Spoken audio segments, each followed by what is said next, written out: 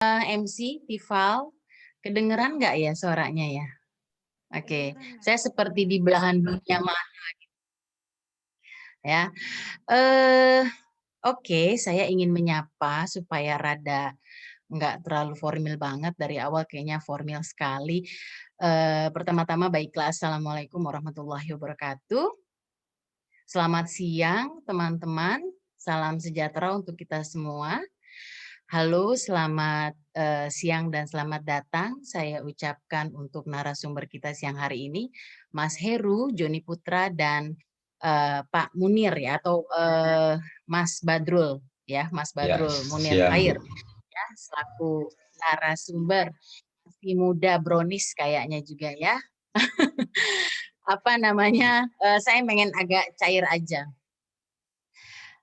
Anyway, terima kasih untuk Pak Heru ya dan Pak Munir selaku narasumber yang menyempatkan hadir untuk memberikan wawasan kepada mahasiswa sastra Inggris FBS UNAS khususnya.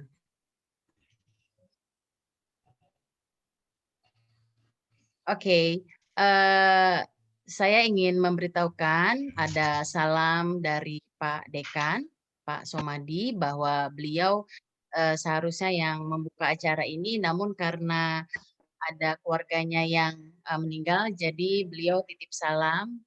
Semoga acara ini tetap berjalan dengan baik. Maaf sebentar, ini suara saya kayaknya agak gaung ya. Enggak, Mem. Jelas kok, Mem. Jelas ya? Jelas, Mem.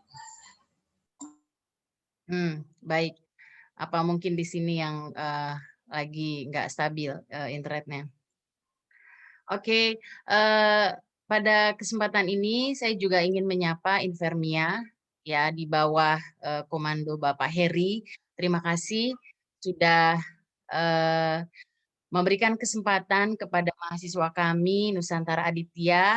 Saya sangat apresiasi sekali kepada Adit ya, luar biasa bisa juga akhirnya launching bukunya, langsung bedah buku.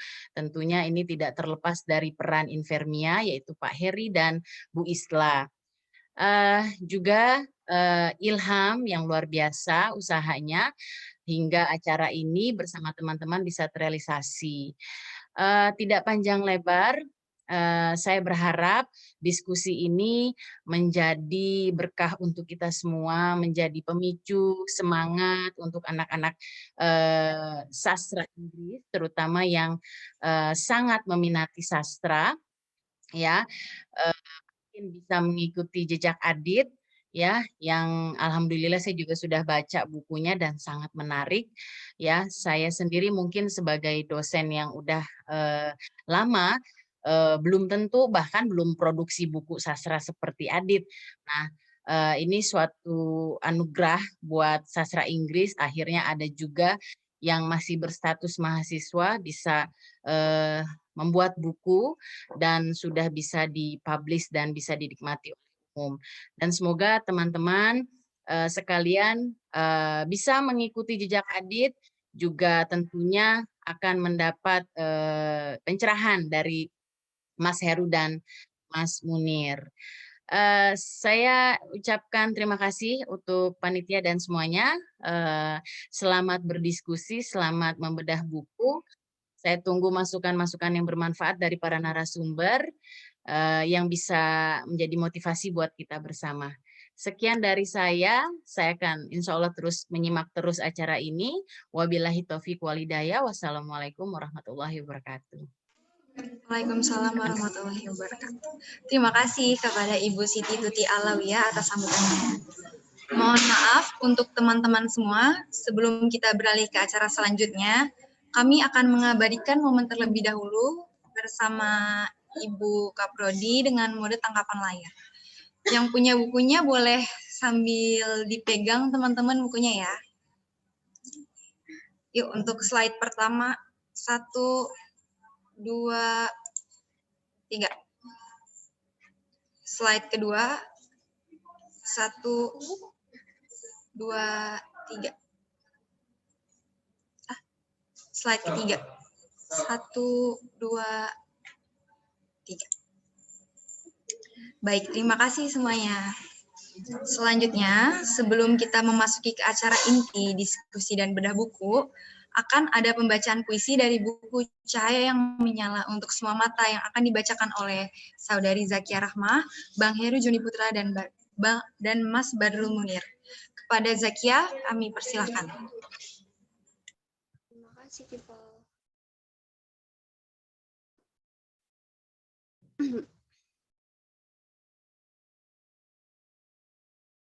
Rantai makanan.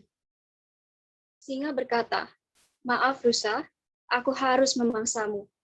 Aku hampir mati kelaparan." Rusa pun menjawab, "Baiklah, singa, aku serahkan diriku untukmu." Singa bertanya, "Namun, mengapa kau terus berlari?" Rusa pun menjawab, "Tuhan menyuruh kita untuk memainkan peran.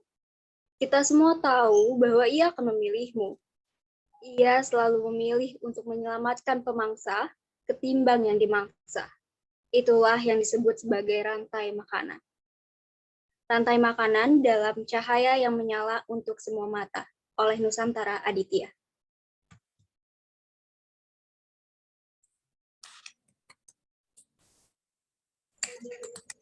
Selanjutnya, pembacaan puisi oleh Bang Heru Juni Putra. Kepada Bang Heru, kami persilahkan.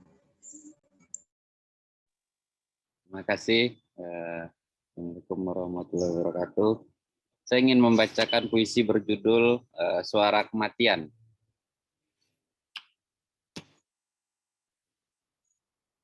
Gagak hitam terbang di atas kepala, membawa surat perintah dari gerbang neraka. Aku menunggu Tuhan pada hari-hari lain surga.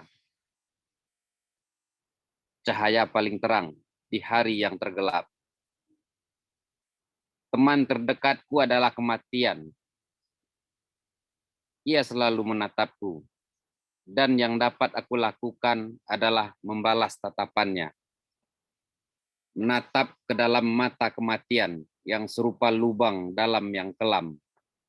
Aku membaca penantian dalam matanya. Aku membaca kepastian dalam kematian. Kehidupan berhenti persis saat ini. Takdir menjelma menjadi kata-kata terakhir pada detik-detik terakhir. Dunia melupakanku dan aku melupakan dunia. Kematian tersenyum padaku, dan yang dapat aku lakukan hanyalah membalas senyumannya. Terima kasih.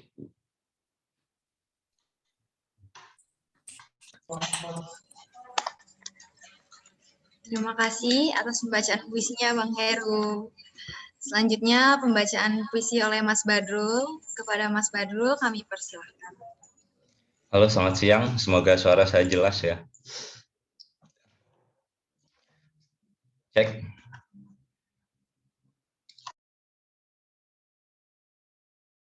Kan puisi berjudul Aka. Aku ingin mencintaimu senaif anak-anak Tuhan yang mempercayai keajaiban dan kemustahilan. Ajarkan aku doa agar sampai cinta. Lantunkan syair yang dapat terdengar Tuhan. Aku ingin mencintaimu sepatuh anggota sekte tua yang memuja sang pembawa cahaya. Ajarkan aku mantra setidaknya cintaku sampai di gerbang ke-6 neraka.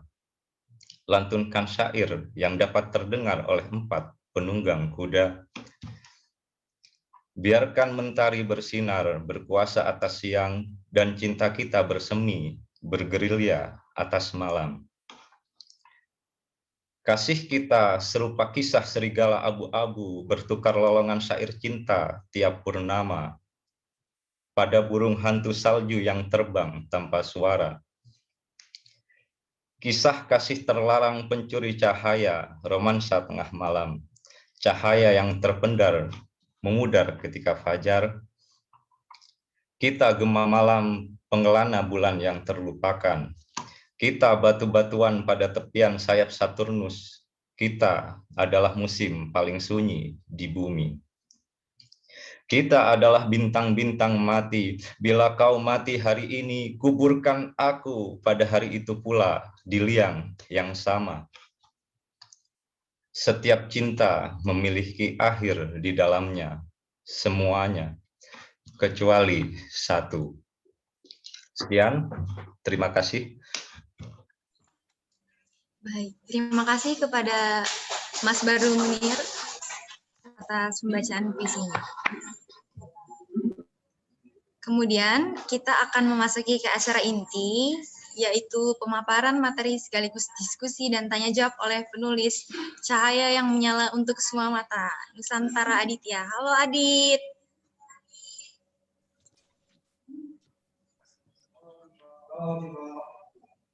Halo, apa kabar nih Dit? Alhamdulillah. Gimana puasanya? Lancar Dit? Lagi sibuk apa aja nih Dit sekarang selain kuliah?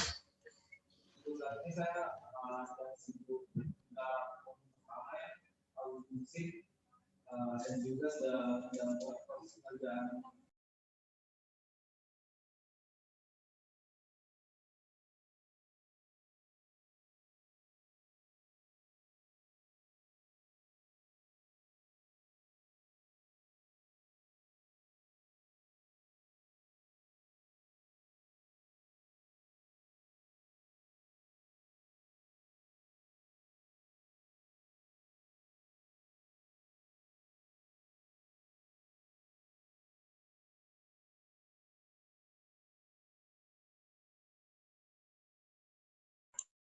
Mohon maaf ada gangguan teknis sebentar.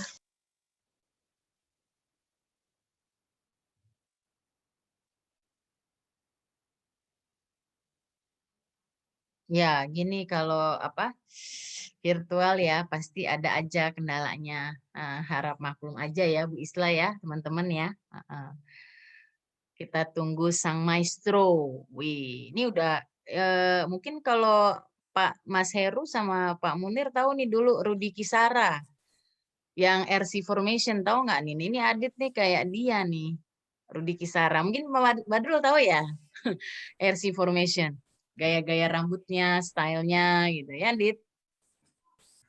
Silakan Adit dilanjut, Dit. Ya, mohon diulang Tifal pertanyaannya. Iya, halo Adit, udah ulang aja.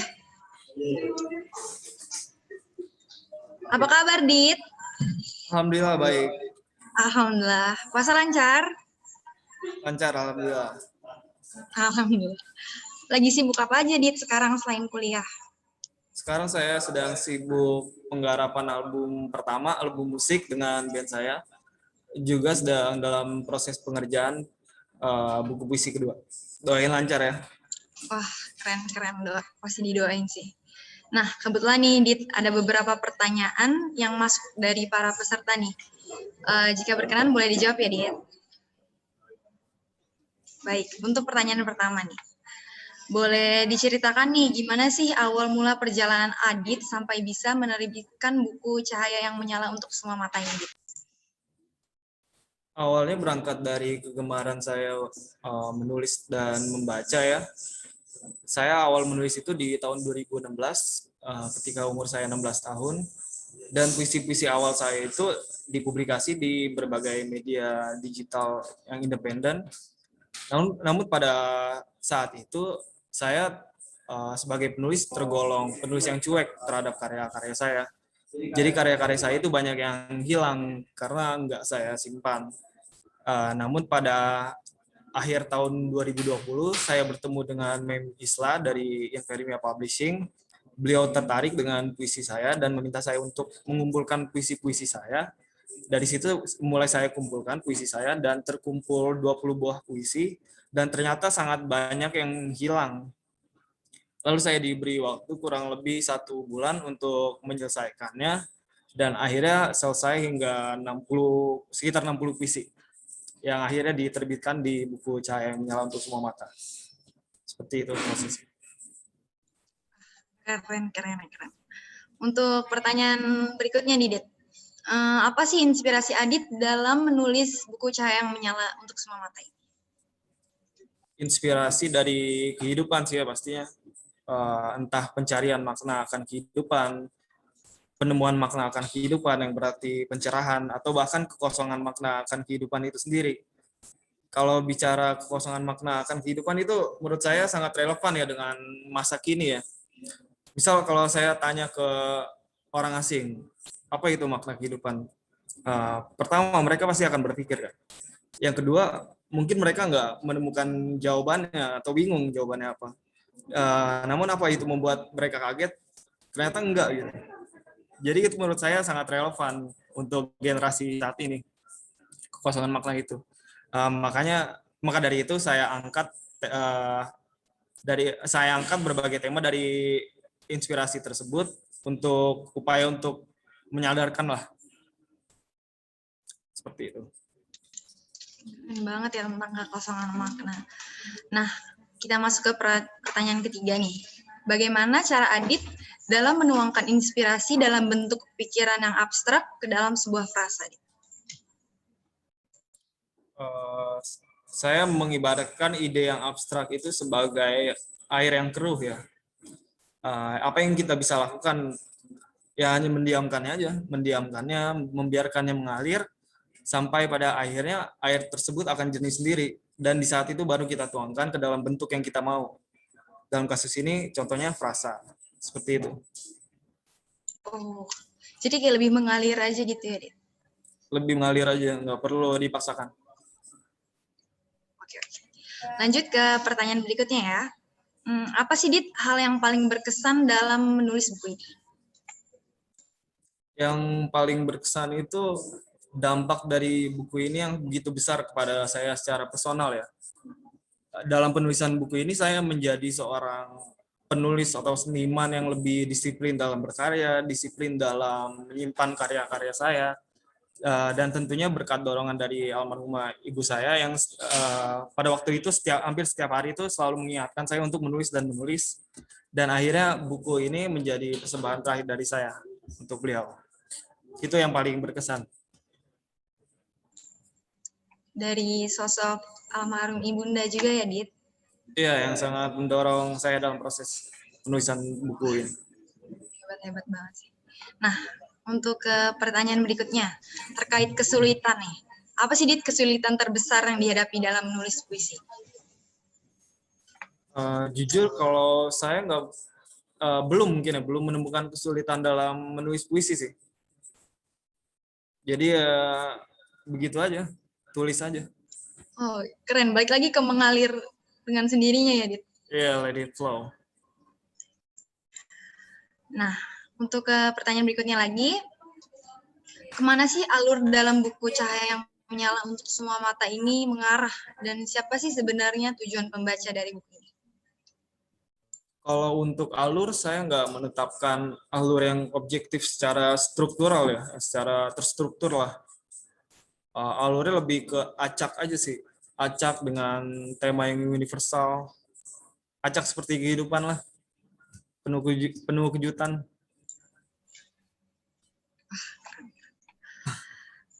Beralih ke pertanyaan berikutnya. Yang kita ketahui nih ya, ini termasuk pertanyaan saya pribadi juga. Indonesia ini tidak dikenal sebagai negeri tempat orang gemar membaca buku dengan rate literasi yang tidak begitu tinggi. Kenapa Adi tetap memilih untuk mengambil resiko menjadi penulis? Karena menurut saya tidak menulis adalah upaya untuk melupakan diri sendiri. Menulis itu saya anggap sebagai mesin waktu, di mana saya bisa merekam berbagai momen dan saya bisa mengunjunginya kembali. Dan juga menulis bagi saya ya seperti katarsis lah untuk pembersihan jiwa. Jadi nggak melulu soal pembaca ya. Bahkan sekalipun nggak ada yang membaca, saya akan tetap menulis. Karena itu lebih ke kebutuhan lah. Jadi menulis menurut Adi itu lebih kayak nurturing our soul gitu ya, Dit? Bukan untuk... Ya betul. Oh, keren. Betul.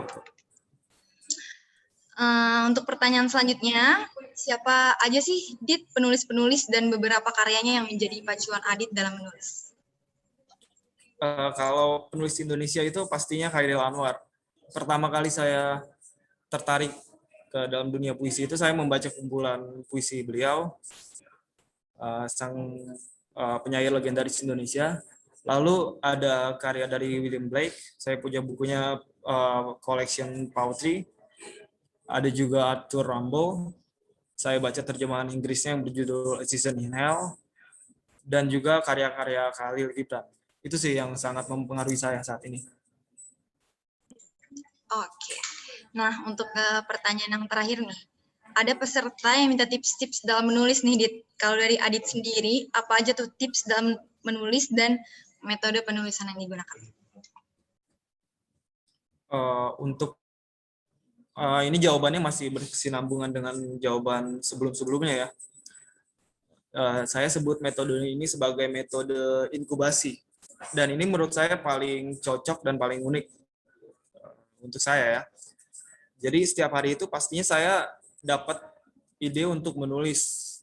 Namun ketika ide tersebut datang, saya akan mendiamkan aja, membiarkan ide tersebut membangun dan menciptakan dirinya sendiri di alam bawah sadar saya.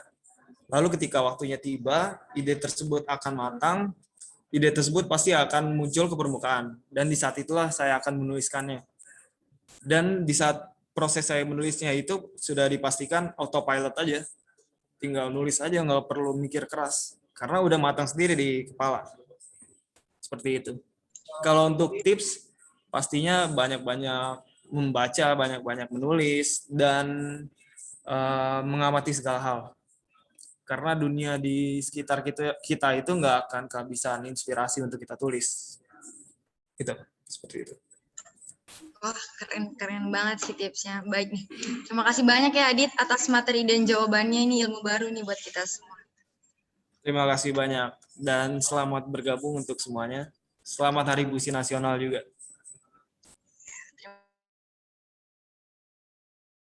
Terima kasih banyak, Adit. Terima kasih.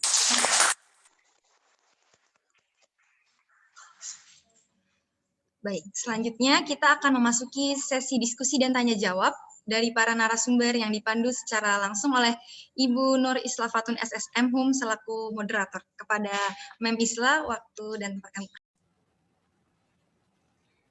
Oke, terima kasih banyak Tifal.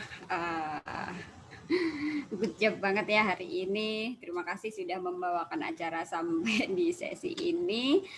Luar biasa saya melihat persiapan dan capaian teman-teman hari ini ya. Saya pribadi mengucapkan sangat berterima kasih kepada teman-teman. Dan ya selanjutnya nanti kita akan memasuki sesi diskusi. Sesi inti ya kepada bersama dua pembicara kita hari ini. Telah hadir bersama kita ada Mas Badrul Munir Khair. Mungkin kita bisa menyapanya supaya lebih akrab dengan Mas Irul gitu aja ya Mas Irul ya.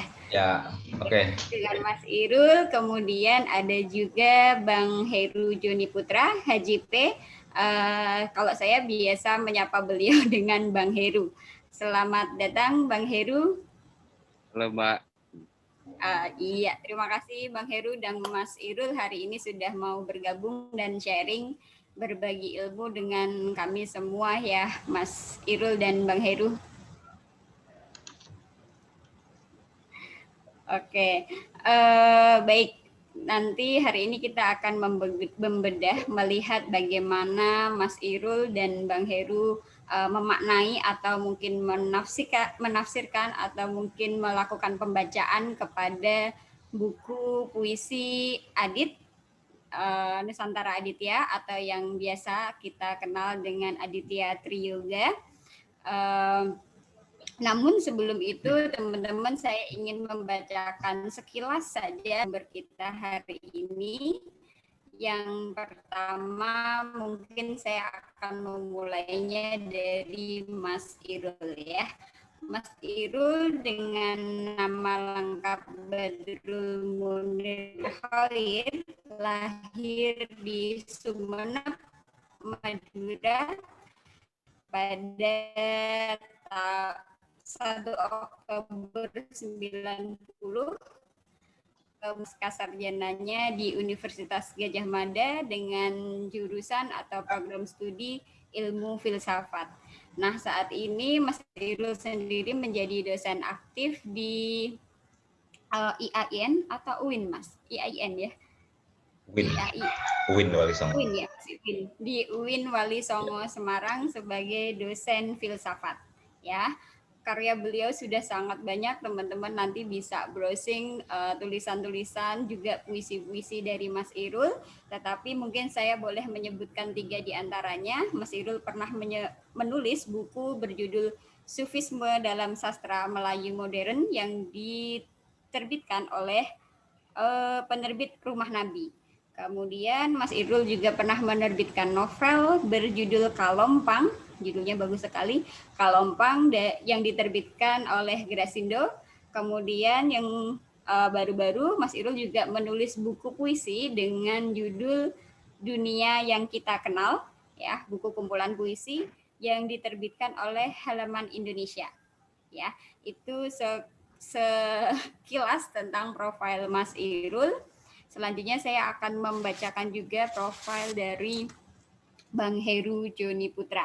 Ya, mungkin beberapa teman-teman sudah akrab dengan Bang Heru, dengan nama Bang Heru ya.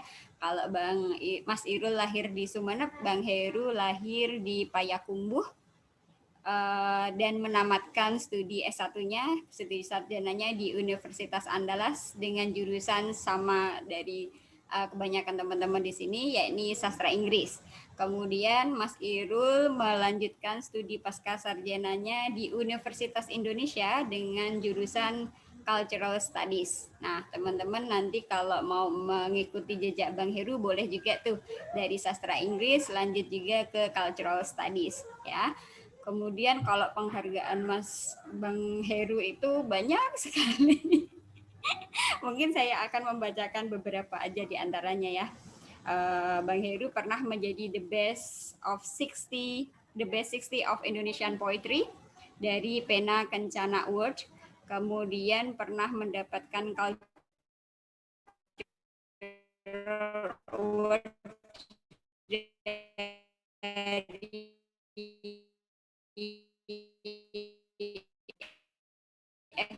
FIB Universitas Andalas. Kemudian buku puisinya Badrul Mustafa itu juga of Narrative Poetry ya, dan oleh majalah Tempo. Nah, itu adalah sekilas tentang profil dua pembicara kita.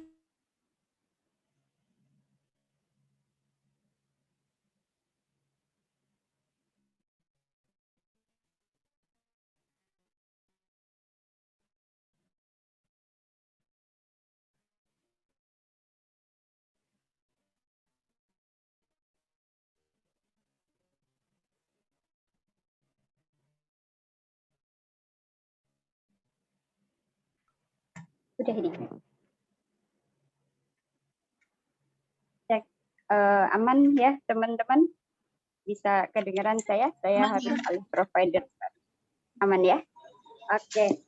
Ya. Nah, untuk selanjutnya mungkin kita bisa langsung masuk ke sesi pembahasan. Yang pertama saya ingin mempersilakan kepada Mas Irul untuk menyampaikan mungkin hasil pembacaan atau hasil analisis atau apapun kita menyebutnya atas buku Adit yang berjudul Cahaya yang Menyala untuk Semua Mata. Kepada Mas Irul saya persilakan.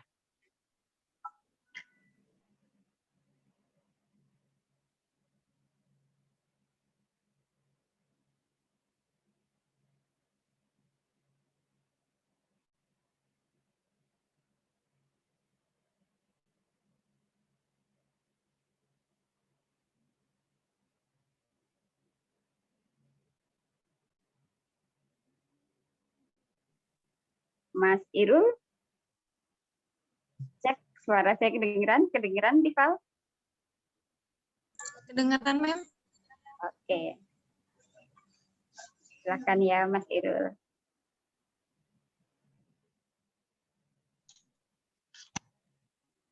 Oke, sorry barusan sinyal agak tersendat ya.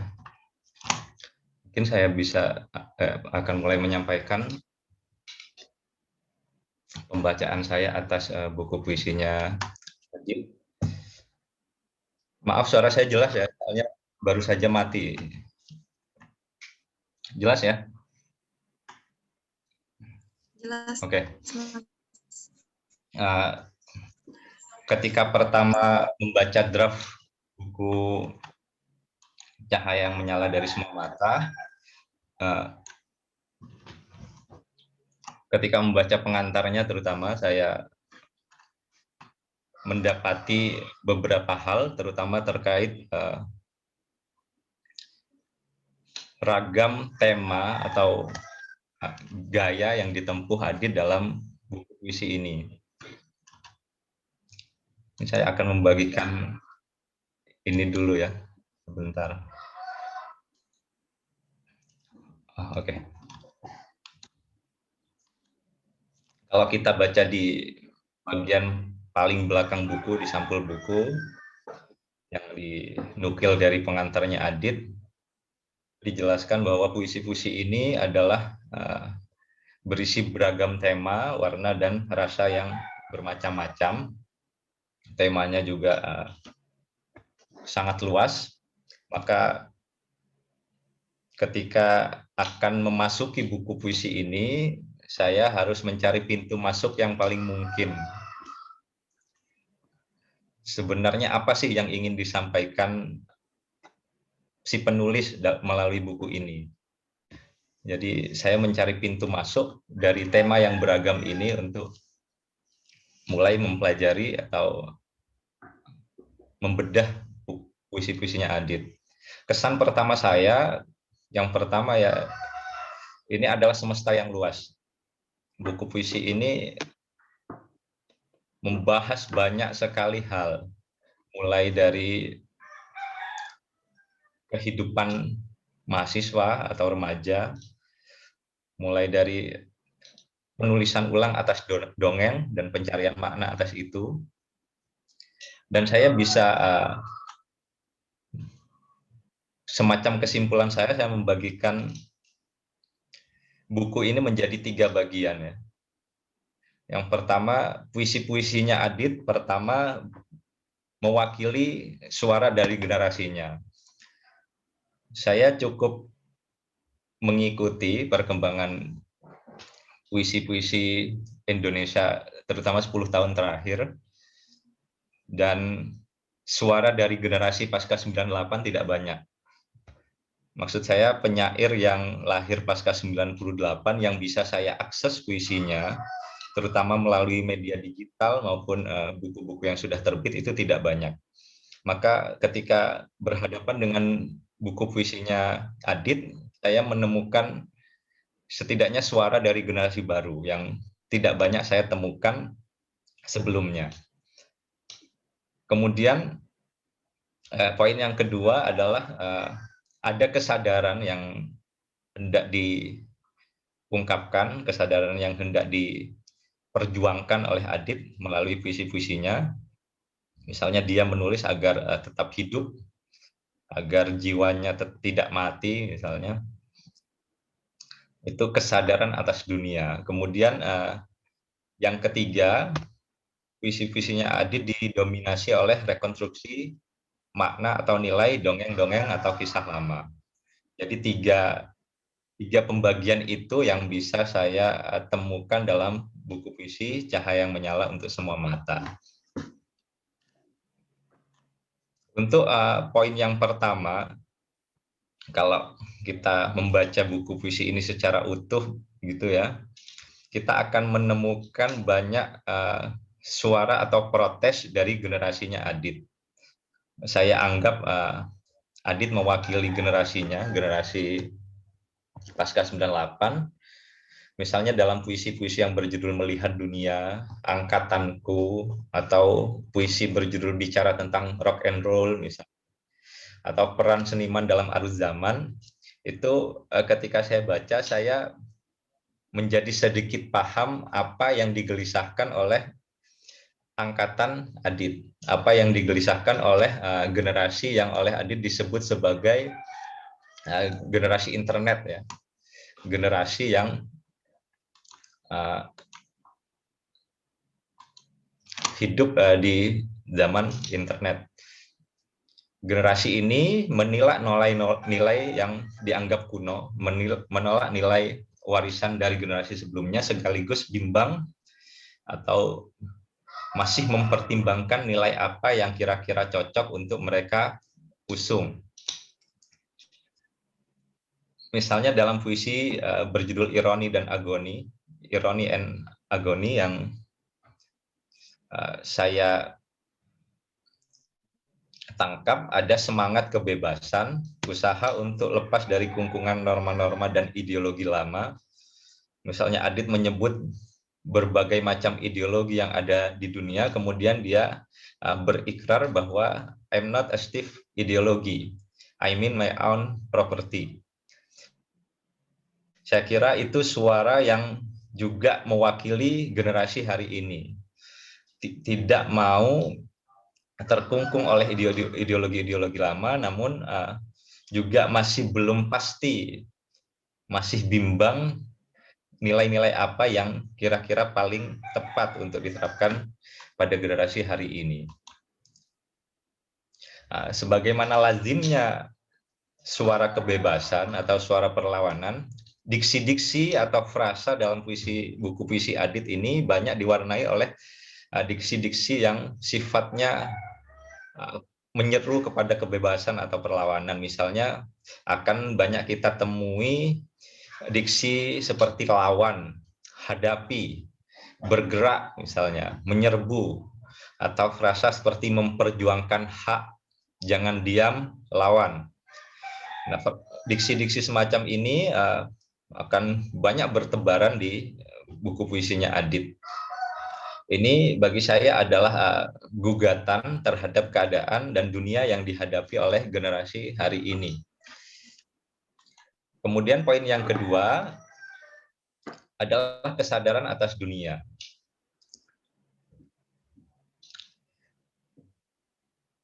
Adit entah kenapa banyak sekali menuliskan tentang dunia. Kalau mungkin penerbit iseng gitu membuat indeks kata yang salah satu kata yang paling banyak, salah satu diksi yang paling banyak kita temukan dalam bukunya Adit adalah dunia, dunia dan manusia. Jadi puisi ini ada kesadaran atas manusia hari ini. Dunia yang kompleks, dunia yang penuh dengan dehumanisasi kalau bahasanya Adit, dunia yang terus menawarkan kompleksitas, berjalan tanpa henti, dan terus menggandakan diri, namun di sisi lain ada spiritualitas yang hendak dicari oleh manusia, yang akan membawa manusia bertransendensi ke dimensi yang lebih tinggi untuk membuka pintu persepsi dan mencari makna hidup. Yang upaya untuk mencari hidup yang hakiki itulah yang barangkali menjadi alasan si penyair atau manusia yang hidup di generasi ini untuk tetap bertahan hidup.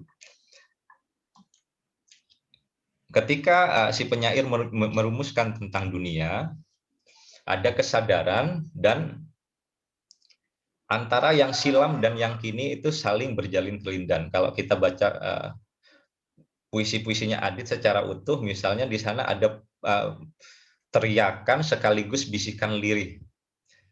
Yang silam dan yang kini itu bertautan. Antara dongeng dan yang nyata itu saling bersinggungan. Di satu sisi dia mengutip dongeng-dongeng, kemudian dia mengkontekstualisasikannya dengan kehidupan hari ini. Jadi yang lalu dan yang kini itu terus berjalin. Misalnya dalam beberapa puisi, diksi atau ungkapan yang kontradiktif itu disejajarkan. Misalnya baik dan buruk, mulia dan jahat, nurani dan nafsu, cinta dan benci, surga dan neraka, itu ditempatkan sejajar bahkan dalam satu puisi. Semuanya terhimpun dalam diri manusia yang menurut Adit ketika manusia itu mampu melampaui dualisme semacam itu, saat itulah manusia mencapai kesejatian. Kemudian poin yang ketiga adalah rekonstruksi makna nilai dongeng atau kisah lama. Banyak sekali tokoh-tokoh dongeng atau tokoh-tokoh dari masa lampau yang diceritakan ulang atau dikisahkan oleh Adit dalam puisi-puisinya. Kemudian dia menarik benang merah atau nilai dari kehidupan orang-orang di masa lalu itu. Mungkin itu pengantar dari saya. Saya kembalikan ke moderator. Baik, terima kasih banyak Mas Irul pemaparannya. Teman-teman itu tadi baru pengantar ya, tapi udah bikin teman-teman berpikir ya jadinya. Itu tadi baru pengantar dari Mas Irul. Tadi saya lupa menyampaikan bahwa teman-teman Mas Irul ini kemarin yang jadi editor atau penyelaras aksara dari buku puisi Adit. Makanya tadi Mas Irul banyak menyinggung tentang diksi yang digunakan oleh Adit dan lain-lain ya. Karena Mas Irul kemarin ya otomatis memeriksa diksi-diksi dari puisi-puisi Adit sebelum dipublish gitu ya. Mas Irul terima kasih banyak. Mungkin nanti kita lanjut dengan diskusi setelah pemaparan dari Bang Heru. Oke, Bang Heru. Oke, Bang Heru silahkan untuk memberikan pemaparan atas pembacaan dari puisi Adit. Silahkan, Bang. Ya.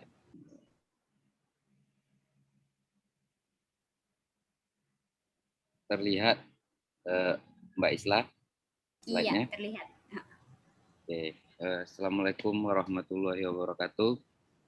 Waalaikumsalam. Salam sejahtera untuk kita semua. Sebelumnya saya mengucapkan terima kasih ke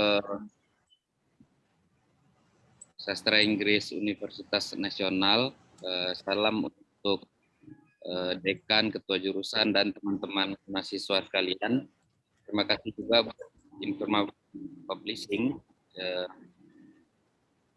yang telah mengajak saya untuk membicarakan puisinya Mas Adit.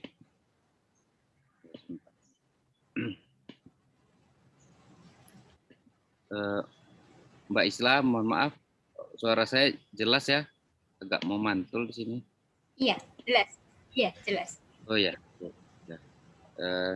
Terima kasih juga buat sahabat saya, Mbak Isla, ini teman semasa kuliah yang telah mengajak saya untuk ngobrolin puisinya Mas Adit.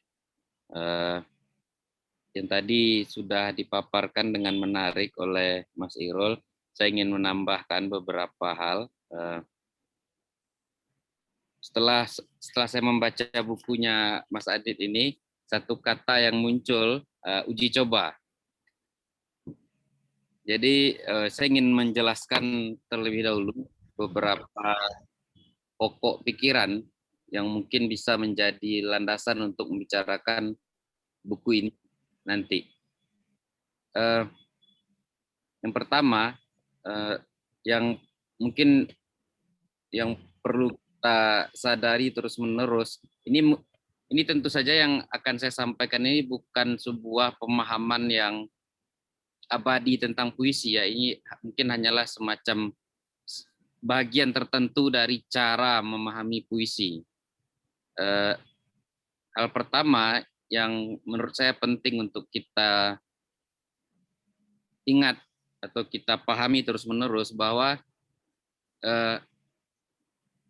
piranti utama dalam menulis adalah bahasa. Nah, jadi ketika misalnya kalau pelukis menggunakan cat, musisi menggunakan nada dan lain sebagainya, kita menggunakan bahasa di dalam pengertian yang kata-kata, linguistik, dan lain sebagainya. Nah, jadi tidak hanya bahasa, juga tapi bahasa dengan segala dinamikanya. Jadi alat utama penulis itu adalah bahasa. Artinya dalam menulis sangat dibutuhkan suatu kompetensi dalam berbahasa. Jadi tidak hanya sekedar tidak hanya sekedar dorongan untuk menuliskan sesuatu, tapi kita juga tahu dengan alat yang kita gunakan untuk menulis bahasa itu sendiri. Jadi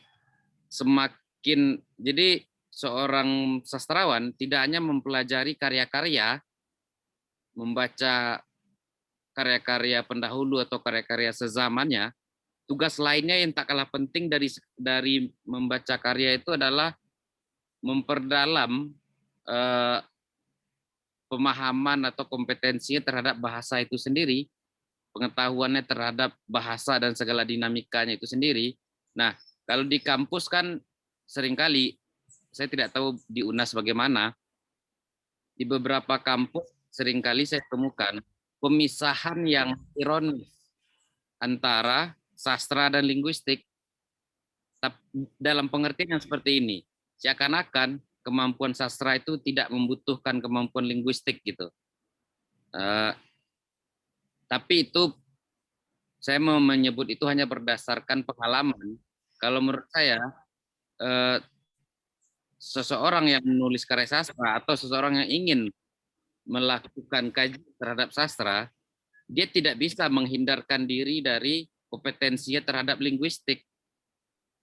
Paling tidak dalam pengertian tertentu linguistik makro gitu.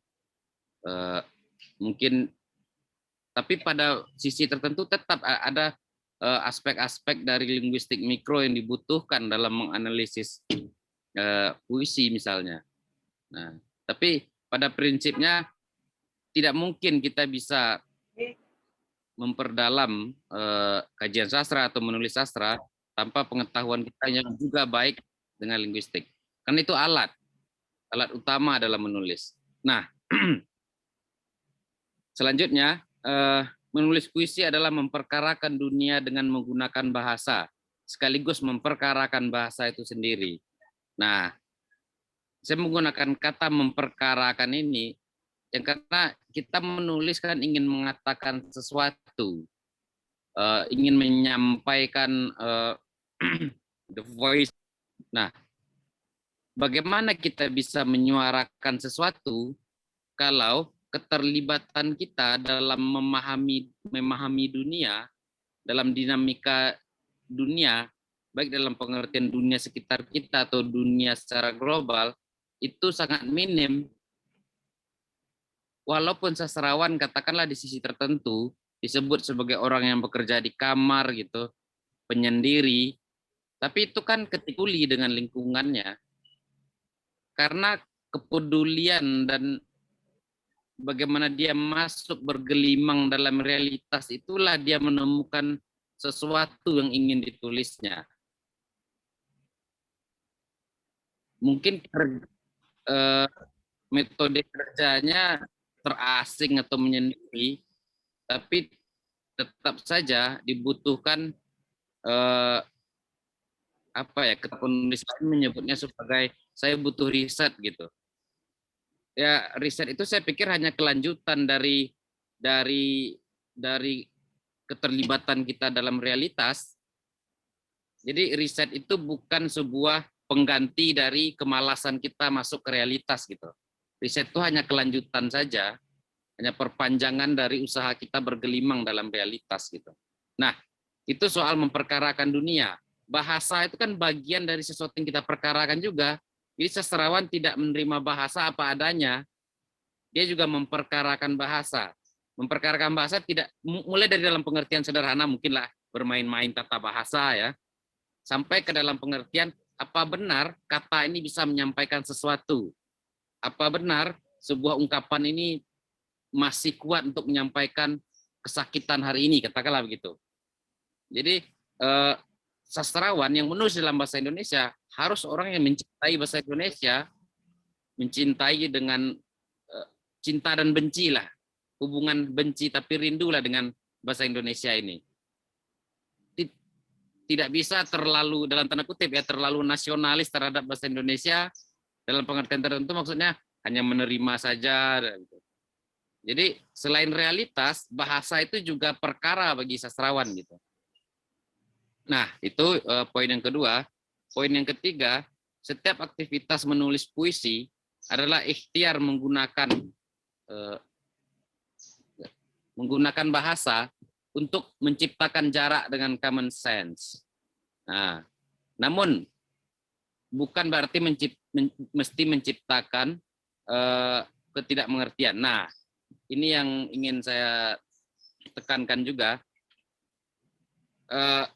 Sastra umumnya atau puisi khususnya kan usaha kita untuk melawan common sense. Common sense dalam pengertian ujaran keseharian yang sudah banal ini, yang seakan-akan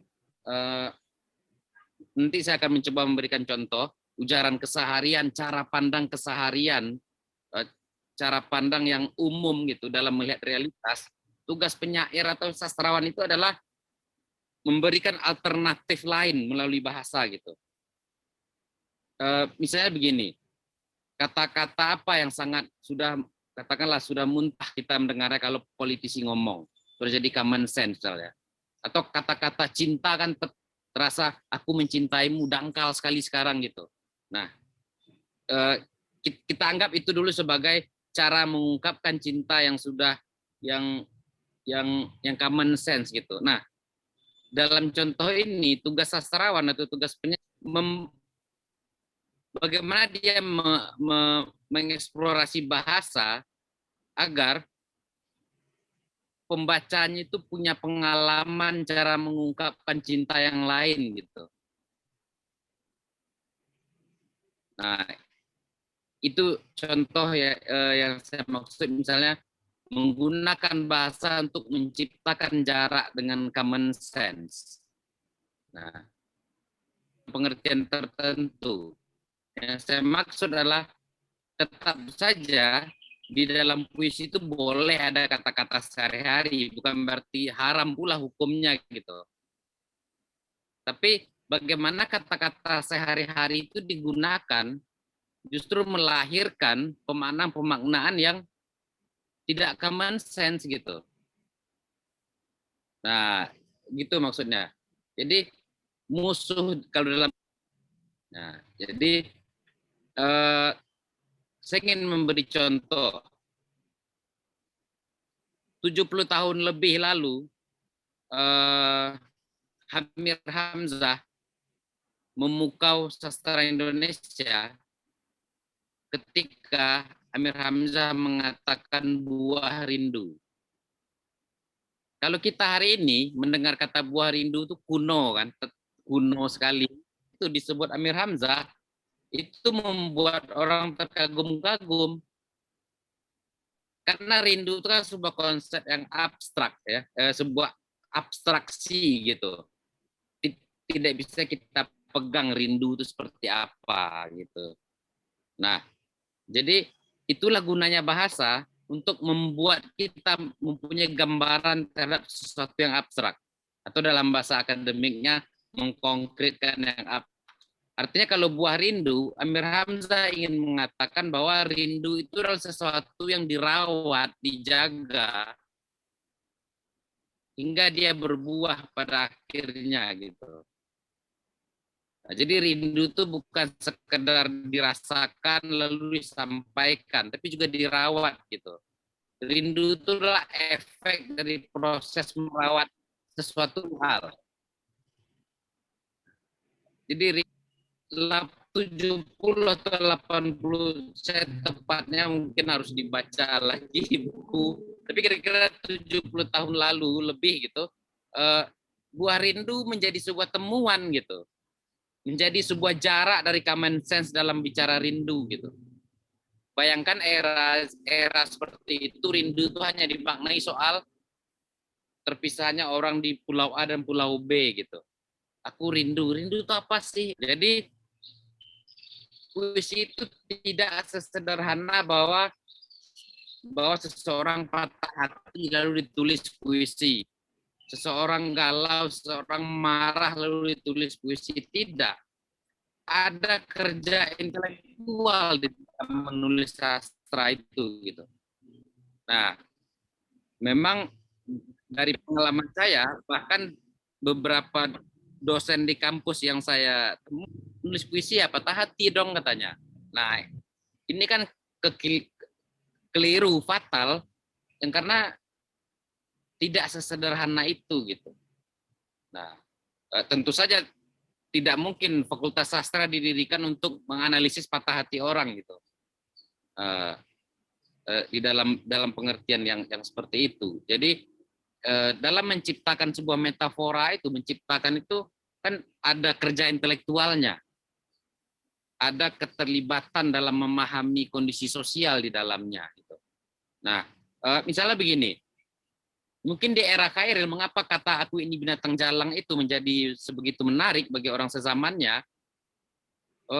Barangkali salah satunya karena common sense waktu itu, masyarakat umum waktu itu, atau paradigma umum waktu itu, atau sensibilitas umum waktu itu, tidak punya lagi ruang untuk mengatakan perasaan terasing dan terbuang itu. Mungkin zaman itu kekurangan cara untuk mengungkapkan perasaan terasing terbuang. Dan ketika Khairil berhasil menemukan ungkapannya, aku ini binatang jalang, dari kumpulannya terbuang gitu. Nah, itu menjadi mengagetkan gitu. Nah, apalagi konteksnya ketika itu puisi Indonesia adalah puisi yang mempunyai sensibilitas bahasa Melayu yang tinggi, di mana memutar-mutar dan mendayu-dayu, datang Khairil dengan bahasa yang tegas-tegas. Nah, artinya puisi Khairil itu memberi jarak dari puisi Melayu yang sangat common sense waktu itu. Nah, maka wajar kalau guru-guru sekolah di era Khairil melarang dalam tanda kutip ya, puisi Khairil itu dipelajari di sekolah karena dianggap kurang ajar dalam tanda kutip, karena kurang sopan dibanding bahasa Melayu era itu gitu. Ada kata binatang jalang di dalamnya. Tapi itu kan bukan sekedar sebuah pemberontakan ingin sekedar melawan saja, kan ada kerja intelektual untuk menemukan aku ingin binatang jalang itu. Nah, dalam konteks itulah menulis puisi pada prinsipnya adalah usaha melakukan uji coba. Menulis puisi adalah melakukan uji coba untuk menyampaikan yang tak tersampaikan. Sekarang ini kalau kita ingin melakukan protes, kalau kita gunakan format-format yang katakanlah biasa digunakan oleh penyair besar seperti Wiji Tukul, penyair besar Indonesia, atau seperti Rendra, tidak salah, hanya saja kita butuh menyampaikan hal-hal lain dengan cara yang lain gitu.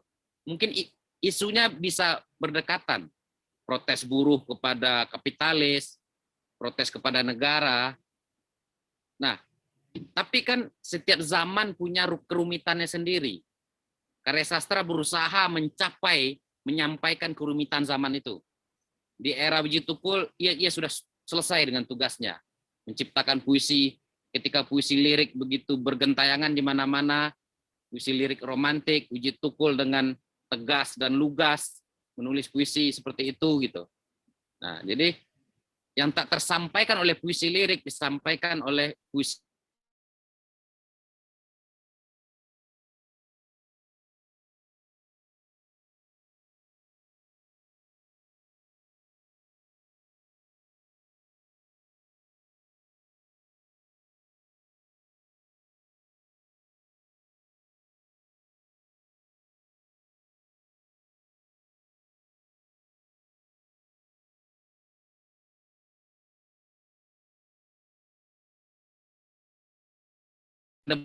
disampaikan pandemi zaman ini. Nah, dalam konteks itulah tugas kita dalam tanda kutip dua, mencari sesuatu dalam pandemi ini dan menyampaikannya menjadi sesuatu yang baru lewat pergumulan kita dengan bahasa tadi. Nah, itu contohnya.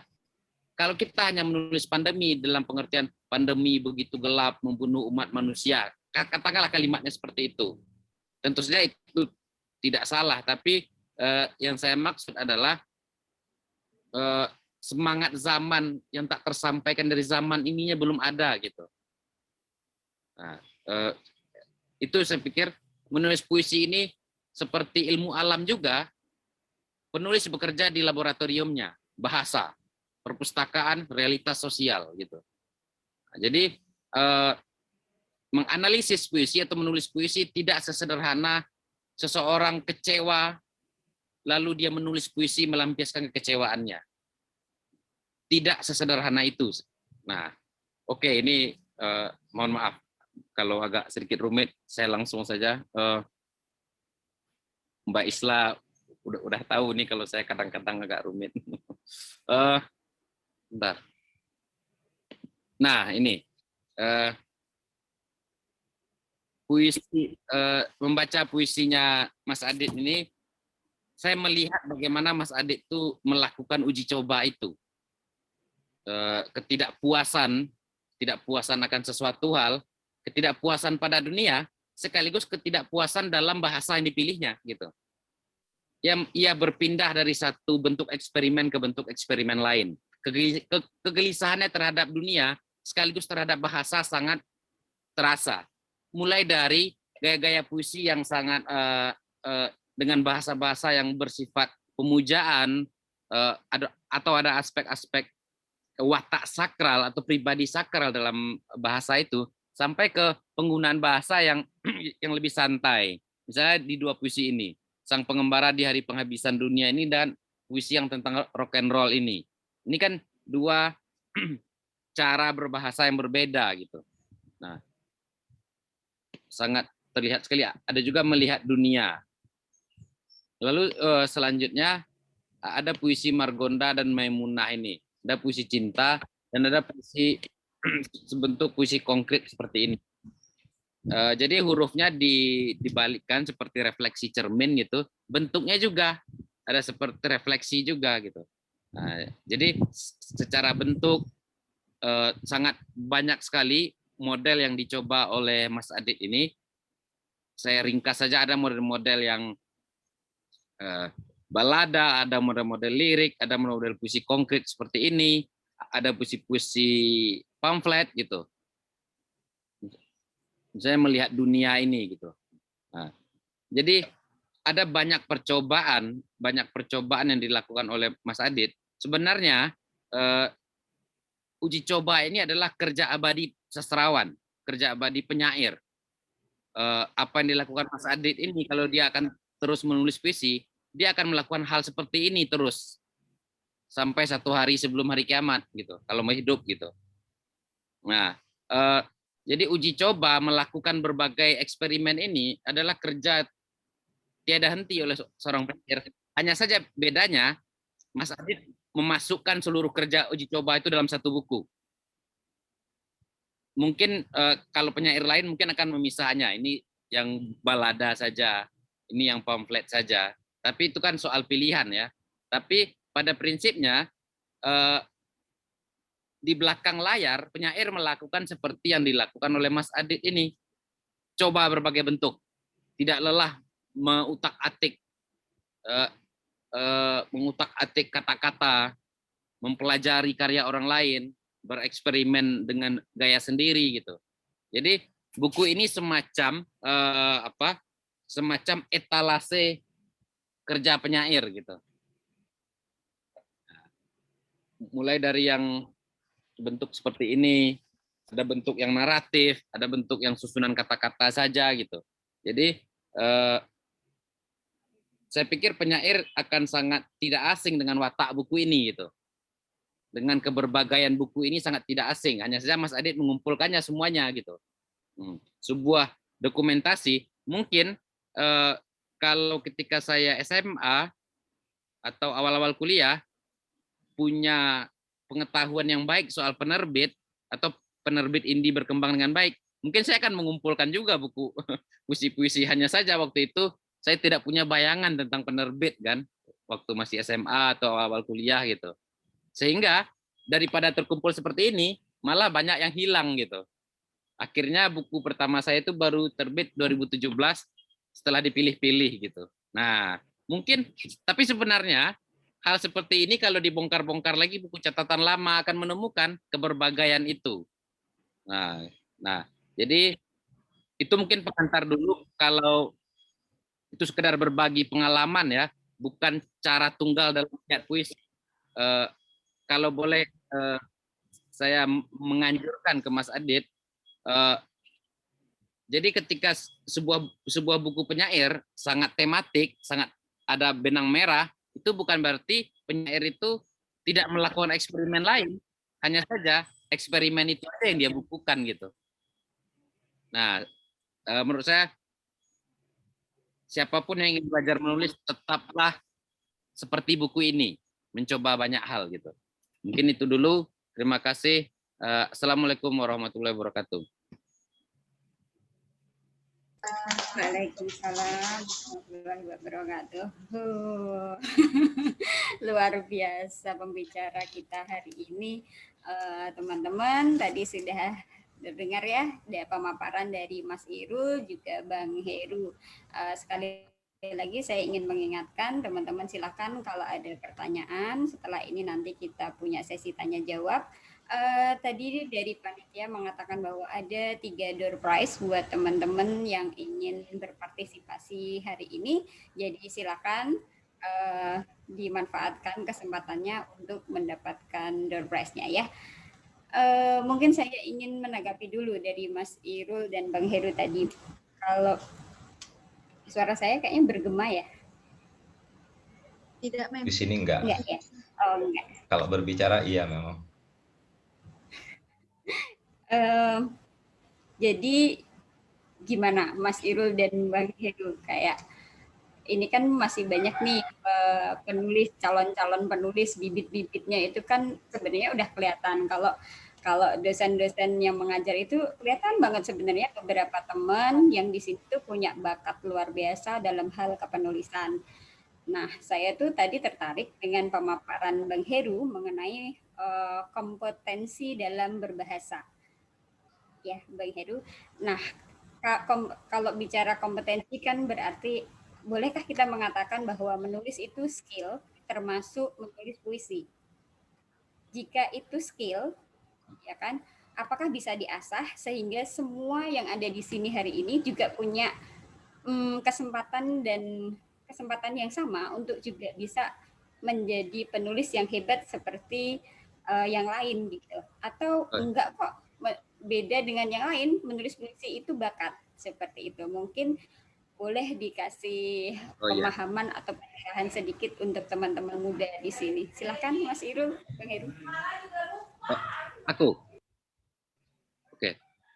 Ya, saya ingin menyampaikan sebuah kisah pendek ya. Kalau saya memang mulai belajar serius menulis itu tahun 2006 awal.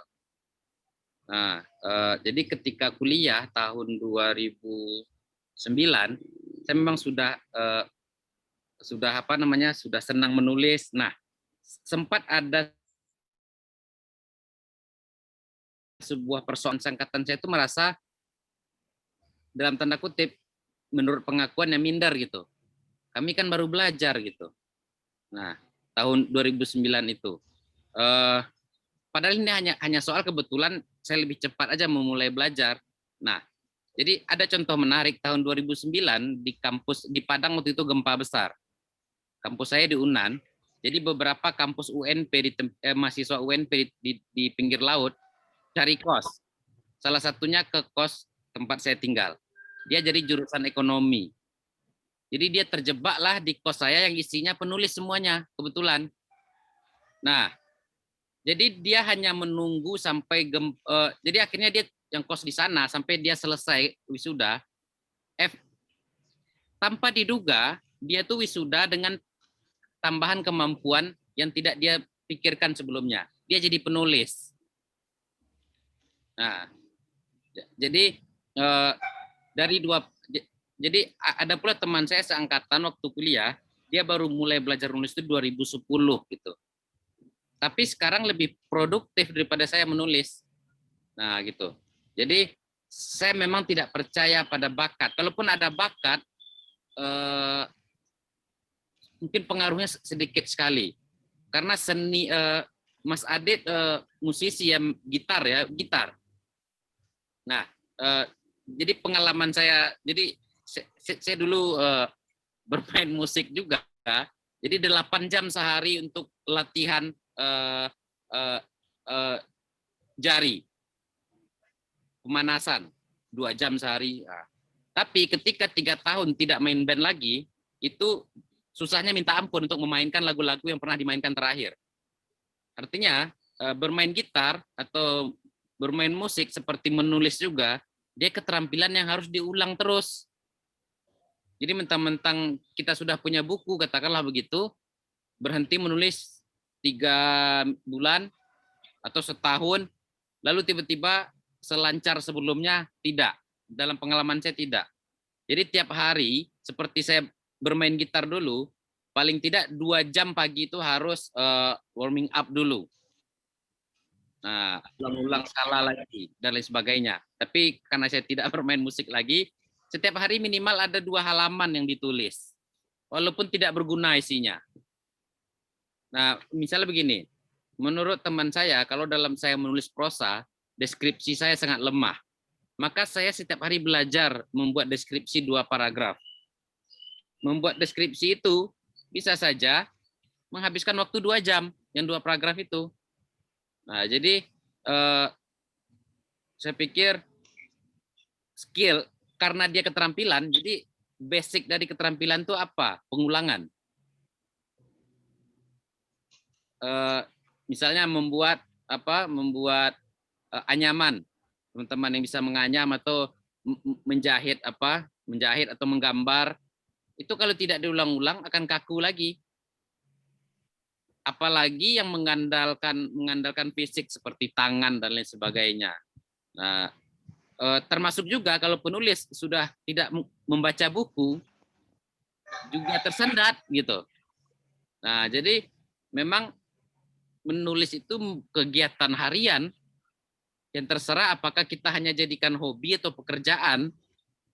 Tapi kalau memang kita ingin mencapai sesuatu, tidak bisa, tergantung mood gitu. Ya, kalaupun penulis akan mengalami kebuntuan itu wajar ya. Energi kita kan terbatas juga gitu. Tapi latihannya harus tiap hari gitu. Nah, yang kalau saya mungkin sudah meninggalkan dunia musik dalam pengertian tertentu, Mas Adit itu lebih berat lagi mungkin latihan musiknya dan latihan menulisnya gitu. Nah, berarti ada waktu yang harus disediakan setiap hari itu. Nah, itu saya pikir jadi meskipun saya mulai serius belajar menulis itu tahun 2006, itu tidak jaminan bahwa tulisan saya akan lebih baik gitu. Nah, saya sempat berhenti 2 tahun nggak nulis, 2011 dan 2012. Nah, setelah itu masih tetap menulis. Nah, mungkin itu, tapi jawaban saya hanya pengalaman ya. Mungkin bisa membantu bagi sebagian orang dan sudah terbiasa bagi sebagian orang lain. Mungkin begitu, Mbak Isla. Oke, terima kasih banyak Mas Bang Heru. Selanjutnya mungkin kita butuh juga masukan dari Mas Irul. Mungkin bisa juga berdasarkan pengalamannya ya, Mas Irul. Silahkan Mas Irul. Oke. Mungkin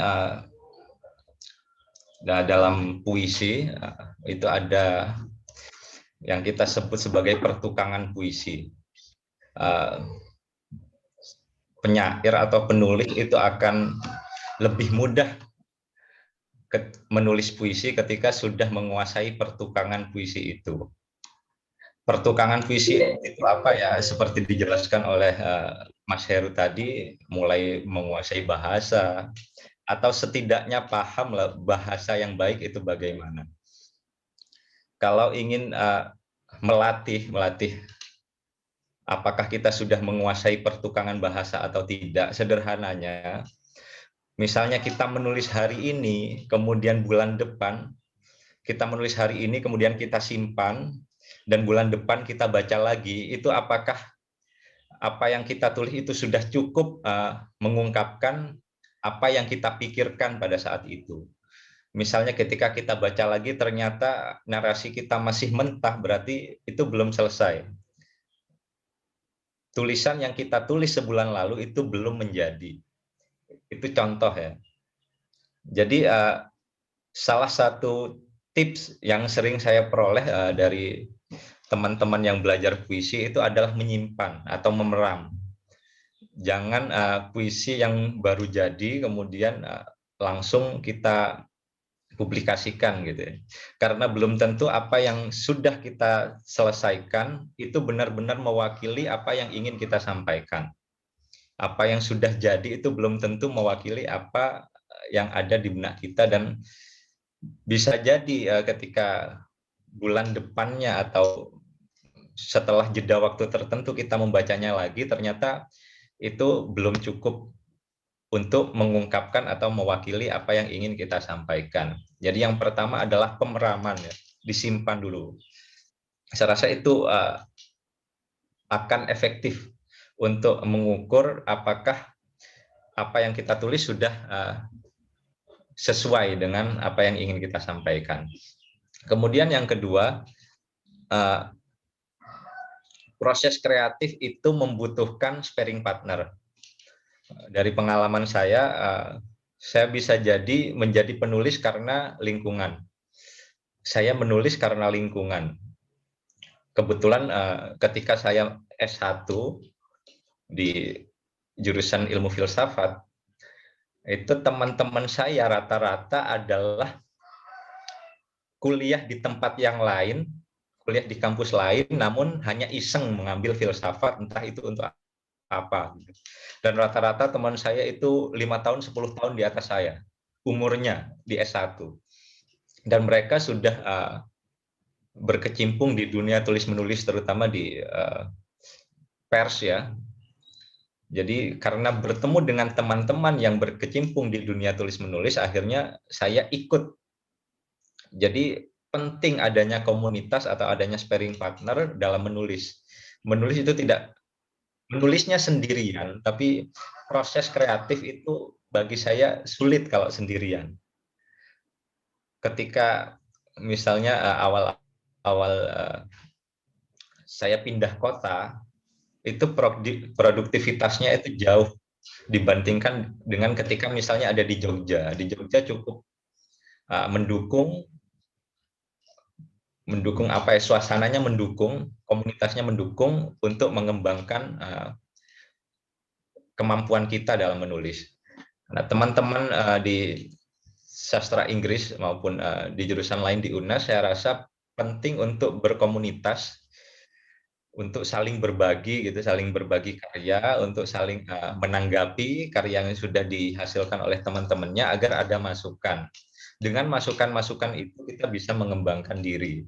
Setidaknya tulisan kita itu bisa dipahami oleh orang lain, itu saja dulu pertama. Kalau tadi Mas Heru mengungkapkan narasi, bagaimana cara membangun narasi.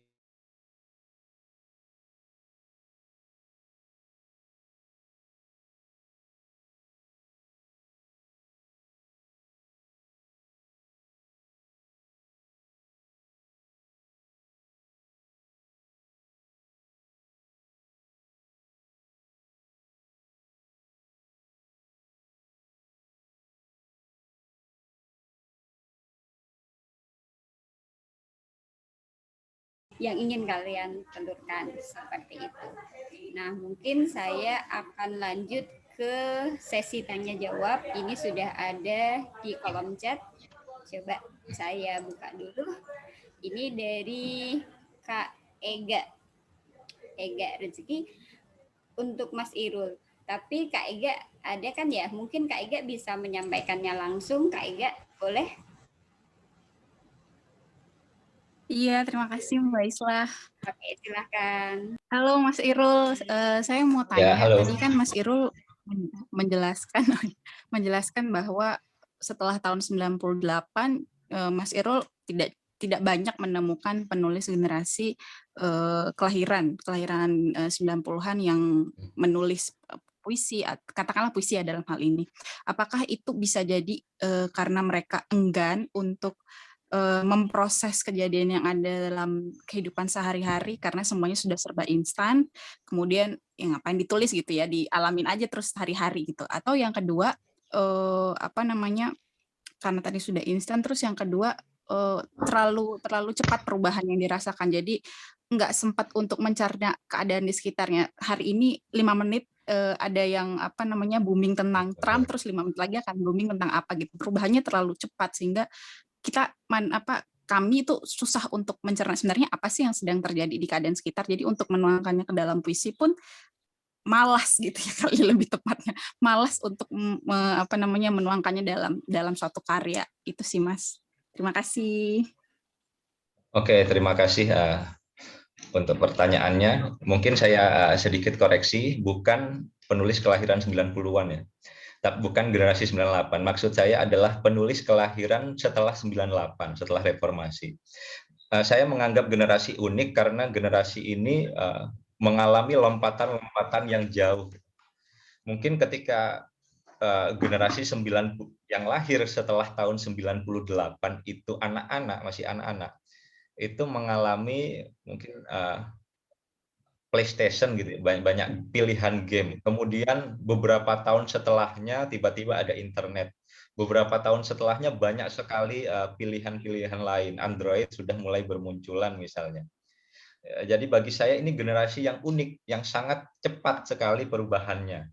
Dan dari generasi pasca 98, yang lahir pasca 98, sejauh pembacaan saya tidak banyak ya yang menulis puisi. Setidaknya penulisan saya di koran-koran minggu, biasanya hari Minggu itu di koran-koran nasional atau hari Sabtu, itu ada rubrik puisi. Dan penulis yang lahir setelah 98 itu tidak banyak yang mengisi sastra koran. Ini agak berbeda dengan ketika saya umur 18 sampai 23 tahun, yang keinginan untuk menembus media itu cukup besar. Mungkin memang ada pergeseran pilihan ya. Tapi ini anomali bagi saya, agak bertolak belakang ketika kita melihat betapa penulis-penulis puisi romantis atau bisa dikatakan puisi picisan begitu ya, di media sosial itu pengikutnya cukup banyak. Misalnya siapa ya, kita bisa menyebut beberapa nama, Rintik Seduh misalnya, atau siapa yang juga nyanyi itu, yang dari Bandung, Versa Bersari ya Mas. Firsa Besari.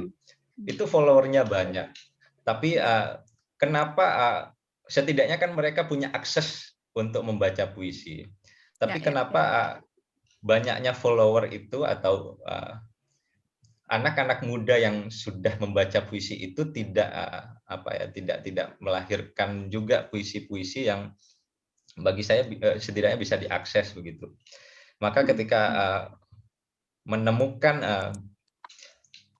buku puisi Adit ya dari Mbak Islaf, entah itu apapun pencapaiannya, bagi saya itu sesuatu yang baru bagi saya. Oh, ini generasi yang lahir pasca 98. Tidak banyak saya menemukan penulis-penulis angkatan pasca 98. Ya ini Adit sendiri dalam puisinya kan menulis perjalanan itu lebih asik daripada ke perpustakaan. Bagi saya itu mewakili suara zamannya. Banyak sekali puisinya Adit yang saya rasa 2 atau 3 puisi yang menyebut bahwa lebih asik untuk jalan-jalan daripada ke perpustakaan. Ini semangat zaman. Bukan hanya karena gempuran internet yang begitu cepat ya, tapi ya memang banyak hal yang menyebabkan teman-teman dari generasi pasca 98 ini tidak terlalu tertarik ke dunia sastra. Tapi toh nyatanya jurusan-jurusan sastra masih penuh. Ini anomali juga. Mungkin itu jawaban saya. Terima kasih Mas Irul. Gimana Kak Ega, ada yang kurang dari jawabannya? Udah ada. Jadi tanggapannya malah berpikir bahwa Mungkin kalau nggak bisa dialihkan ke media berupa tulisan, sekarang banyak yang mengunggahnya dalam postingan berupa foto, terus hanya caption-caption sederhana gitu. Karena iya tadi kayak yang Mas Irul bilang, sekarang orang lebih berusaha, kayak kata Adit tadi tuh, melakukan proses inkubasi, mencerna, mengumpulkan untuk diri sendiri dalam waktu yang cukup lama, baru ntar bisa di-share ke orang diri sendiri, orang-orang dalam bentuk tulisan. Itu aja sih. Terima kasih.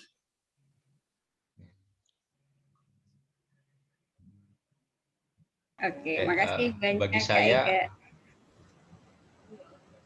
punya Silakan, kesadaran literasi itu sudah bagus. Bisa menulis caption yang baik itu sudah bagus. Kan sekarang banyak yang juga caption yang copy paste itu menjengkelkan. Bahkan saya sangat mempersilahkan teman-teman misalnya mahasiswa di kampus, kalian itu cukup bisa menulis caption yang baik dan menarik gitu. Itu sudah sangat bagus. Karena setidaknya tidak copy paste, punya kesadaran literasi itu sudah bagi saya pencapaian yang sudah bagus untuk memulai menjadi penulis. Setidaknya menulis sendiri caption di IG misalnya itu sudah usaha yang bagus.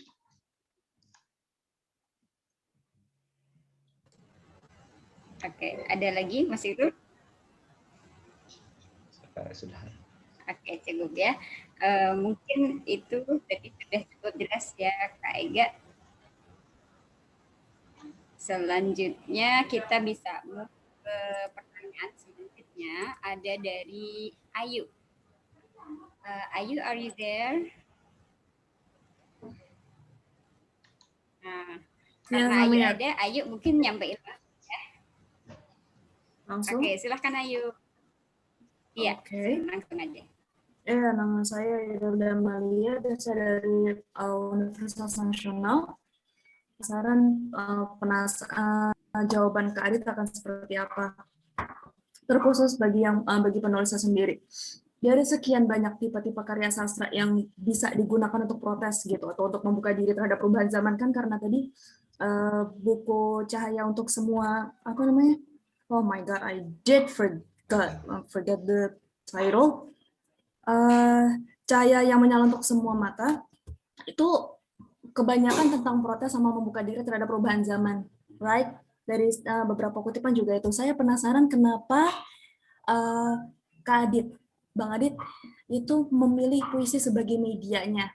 Kalau tadi dikasih contoh puisi-puisi karangan Bang Adit di sama Kak Joni ya kalau nggak salah tadi Pak Heru, itu saya ngelihat sebenarnya bisa lebih lebar, tapi kenapa memilih media yang dalam tanda kutip seterbatas puisi gitu loh.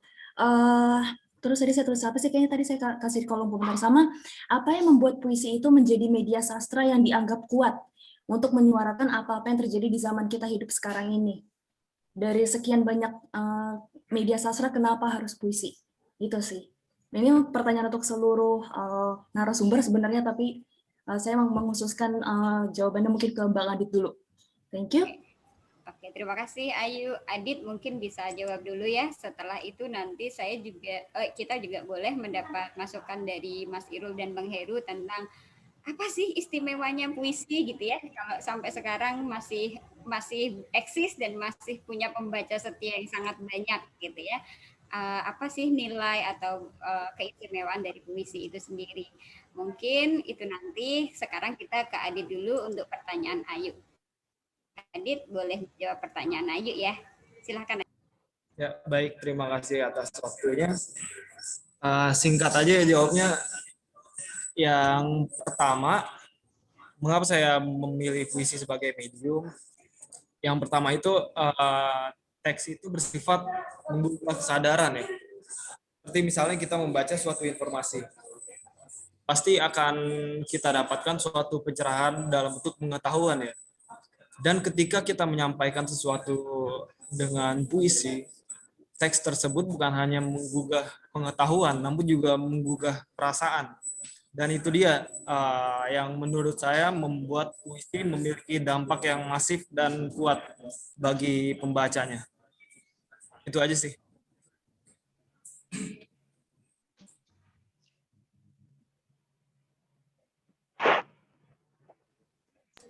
Cukup, Adit, atau ada lagi? Sudah cukup. Oke, terima kasih Adit.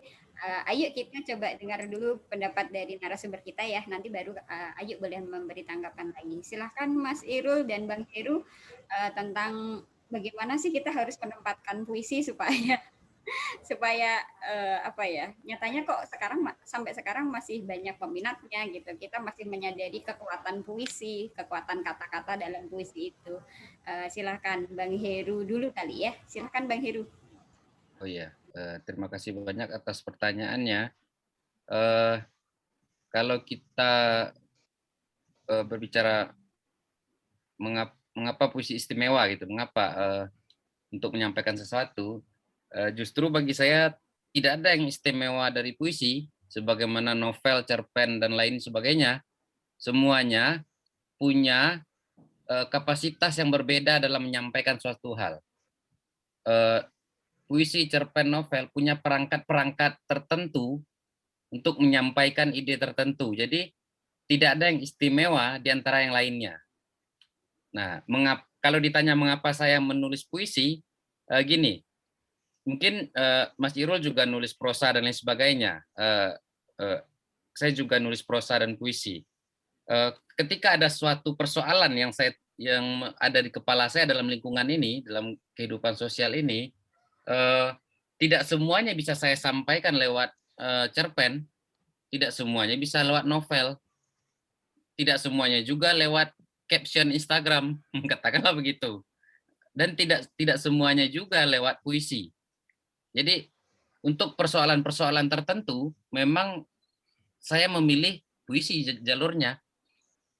Untuk misalnya untuk idenya agak politik sedikit, pasti saya memilih prosa. Di puisi saya tidak punya keasikan untuk mengkritik secara sosial gitu, secara katakanlah seperti pamflet gitu. Tapi di prosa justru itu paling suka saya menulis prosa dalam konteks kritik sosial. Nah gitu. Jadi ketika seorang memilih menulis puisi dan lain sebagainya, ketika dia bisa memilih mana yang dengan apa dia akan menulis, itu artinya apa? Dia memahami alat yang akan dipakainya, gitu intinya. Akan beda orang yang hanya bisa menulis puisi dan memilih puisi terus dengan orang memilih puisi karena dia pikir bukan saatnya sekarang untuk prosa gitu. Nah, yang karena kita harus menyadari juga, misalnya gini, dalam pandangan saya, kalau saya butuh menyampaikan sebuah persoalan sosial dengan menunjukkan sebuah rentang panjang logika peristiwanya, bagaimana realitas itu bekerja sehingga membentuk peristiwa ini, saya akan nulis novel, gitu. Karena novel menyediakan ruang untuk kita menghadirkan logika-logika apa yang terjadi di belakang atau sesudah sebuah peristiwa. Nah, saya akan memilih menulis novel gitu. Tapi kalau peristiwa itu hanya kilasan dalam keseharian, tapi bisa untuk kita perdalam filosofinya, cerpen aja gitu. Dia hanya satu momen yang kita eksplorasi maknanya gitu. Kalau novel kan kumpulan berbagai momen peristiwa gitu. Nah, kalau momennya lebih sedikit, lebih sekilas dalam keseharian, saya memilih cerpen. Nah, kapan saya akan menulis puisi, katakanlah? Ketika momen itu di luar dua yang tadi, kan anak sastra Inggris mungkin kenal ungkapan ini, poetry is a home for figurative language gitu.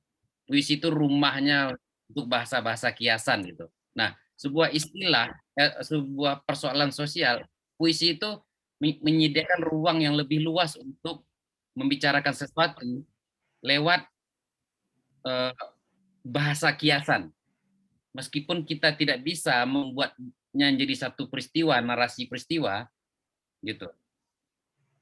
Jadi meskipun sekarang antar puisi dan prosa itu sudah ada digabungkan namanya puisi naratif, prosa liris dan lain sebagainya, sudah lama dilakukan, tapi di level-level tertentu ada yang tak bisa tergantikan gitu. Nah, dalam konteks itulah kita dalam konteks itu tidak ada yang istimewa, yang ada hanya kita mau menggunakan alat apa aja gitu. Nah, mungkin itu, tapi lagi-lagi ini berdasarkan pengalaman saya ya. Terima kasih, Mbak. Oke, terima kasih banyak Bang Heru. Jadi sebenarnya tadi dikoreksi ya, tidak ada yang istimewa kok sebenarnya dalam puisi. Sama seperti halnya dengan media-media lain atau genre-genre yang lain gitu ya, kalau menurut Bang Heru. Nah, coba kita lihat atau kita dengar bagaimana kalau menurut Bang Irul. Mas Irul, silahkan Mas Irul. Semoga suara saya jelas, sudah mulai ada adzan di sini. Oke.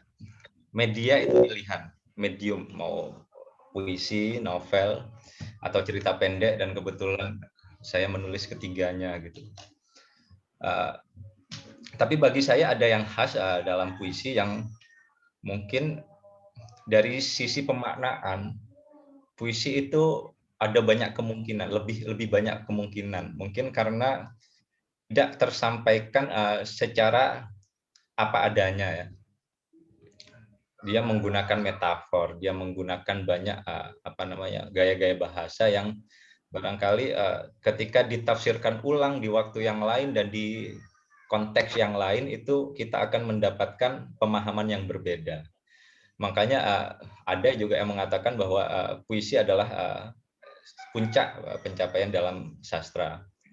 Bisa setuju, bisa juga tidak setuju. Tapi dari sisi penafsiran, bagi saya puisi itu lebih punya banyak kemungkinan gitu. Ketika kita membacanya lagi dan lagi dalam ruang dan waktu yang berbeda, itu tafsiran kita atas puisi itu bisa jadi sangat berbeda. Ketika misalnya saya membaca Hairil 10 tahun lalu dengan saya membacanya sekarang, itu beda. Mungkin itu sedikit kenapa harus puisi. Dan apa bedanya puisi dengan orasi di misalnya ketika aksi? Kita toh sama-sama menggunakan bahasa. Dan orasi itu kan bahasa yang berbunyi. Maksud berbunyi itu menggugah begitu ya. Kalau orasi itu kan orang menggugah. Apa bedanya puisi yang menggugah dengan orasi yang menggugah? Orasi yang menggugah itu ketika ruang dan waktunya selesai, itu tidak akan berbunyi lagi. Misalnya ada orang-orang meneriakkan hal yang sama ketika tadi pagi orasi dan diteriakkan lagi malam harinya, itu akan dilempar sama orang, saya yakin. Walaupun kata-katanya sama, dengan spirit yang sama. Tapi ketika orang membacakan puisi, misalnya pagi tadi dengan membaca dengan catatan ya ruang waktunya tepat juga ya. Bukan di musola misalnya, bukan di masjid juga, itu akan berbeda tangkapan orang atasnya. Itu yang membuat mungkin puisi agak sedikit berbeda dengan orasi. Kalau ingin, karena saya sekali lagi berusaha tidak terlalu memilah medium yang saya pilih, sejauh itu efektif bagi saya pilih. Ada kalanya saya tidak bisa menggunakan medium sastra untuk menyampaikan apa yang ingin saya sampaikan, ya akhirnya pakai penelitian ilmiah misalnya. Saya rasa itu tambahan dari saya. Terima kasih banyak Mas Irul. Jadi boleh dikatakan bahwa sebenarnya tidak ada media yang paling baik ya di antara beberapa media genre-genre yang kita tahu. Yang paling penting mungkin disesuaikan dengan kebutuhan, dengan konteks apa yang akan kita suarakan gitu ya. Oke, selanjutnya mungkin Ayu bagaimana dengan jawabannya? Ya, sudah cukup puas. Saya catat semuanya. Thank you. Terima kasih. Thank you untuk pertanyaannya ya Ayu. Sekarang saya sudah di warning sama panitia bahwa tinggal satu katanya ya. Dan ini saya ambil dari mau menyampaikan langsung. Irma sampaikan langsung aja yuk. Boleh Irma? Ya. Oke, silakan ya Irma. Ya, sebelumnya terima kasih atas kesempatannya untuk bertanya. Sebelumnya saya ingin bertanya sama Kak Adit nih, apa sih motivasinya biar bisa bikin karya kayak gini gitu sampai selesai dan bisa bikin buku puisi? Karena kebanyakan kan pengalaman pribadi udah bikin satu karya, tapi itu nggak selesai malah bikin judul baru, terus nanti nggak selesai lagi kayak gitu. Mungkin ada tips atau apa dari Kak Adit? Terima kasih.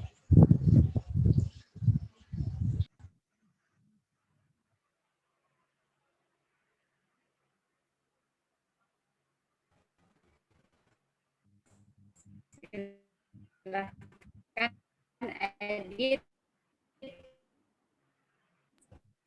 Ya, baik, terima kasih waktunya. Pengalamannya ya, gimana cara menyelesaikan. Baik, terima kasih untuk waktunya Memisla dan juga terima kasih untuk pertanyaannya Irma.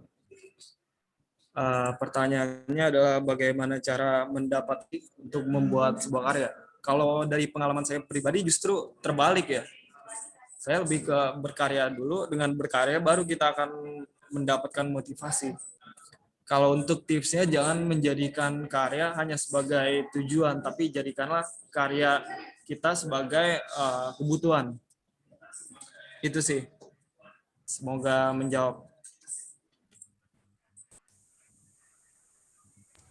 Oke, mungkin kalau di kasusnya Adit ini berbeda ya, karena Adit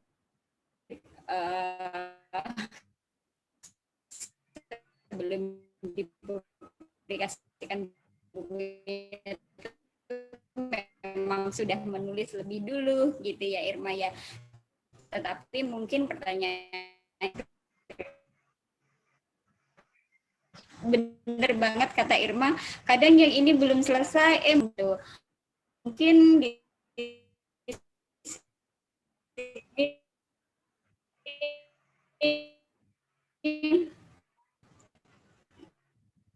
kan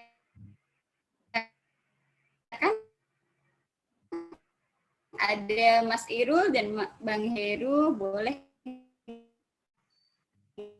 nggak untuk memberikan tips ya, lebih gitu ya, penulis itu kan gitu.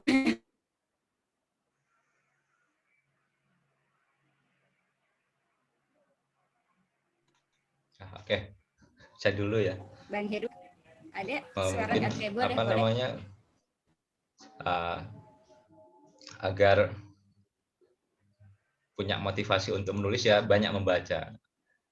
Biasanya kalau pengalaman saya ingin menulis karena saya membaca buku-buku bagus sehingga saya ingin menghasilkan tulisan yang semacam itu.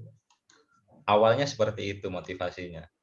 Sama ketika kita mendengar musik bagus dan kebetulan kita hobi bermain musik, tentu kita ingin menghasilkan musik yang bagus juga. Atau di bidang-bidang lain banyak hal ya. Ketika kita melihat ada orang yang berhasil di bidangnya, kita ingin menirunya atau setidaknya juga berhasil di bidang itu. Menulis saya rasa juga seperti itu. Ketika kita membaca buku-buku bagus, ketika kita mungkin kagum terhadap karya-karya sastra tertentu, itu akan menjadi pemantik untuk kita menulis. Saya rasa agak jarang ya pembaca yang tekun itu tidak menulis sama sekali. Itu suatu hal yang bagi saya agak langka. Pembaca yang tekun minimal itu punya keinginan untuk menulis. Tapi entah itu akan tercapai atau tidak itu urusan belakangan. Nah, saya rasa tipsnya ya membaca buku-buku bagus. Itu saya rasa cukup. Irma mungkin nanti bisa ya dicoba dimulai. Barangkali Irma ingin juga tuh menulis atau sudah menulis ya Irma ya, nanti bisa diterapkan tipsnya dari Mas Irul. Coba kita lebih memperkaya buku-buku bacaan di pikiran. Oke, ada.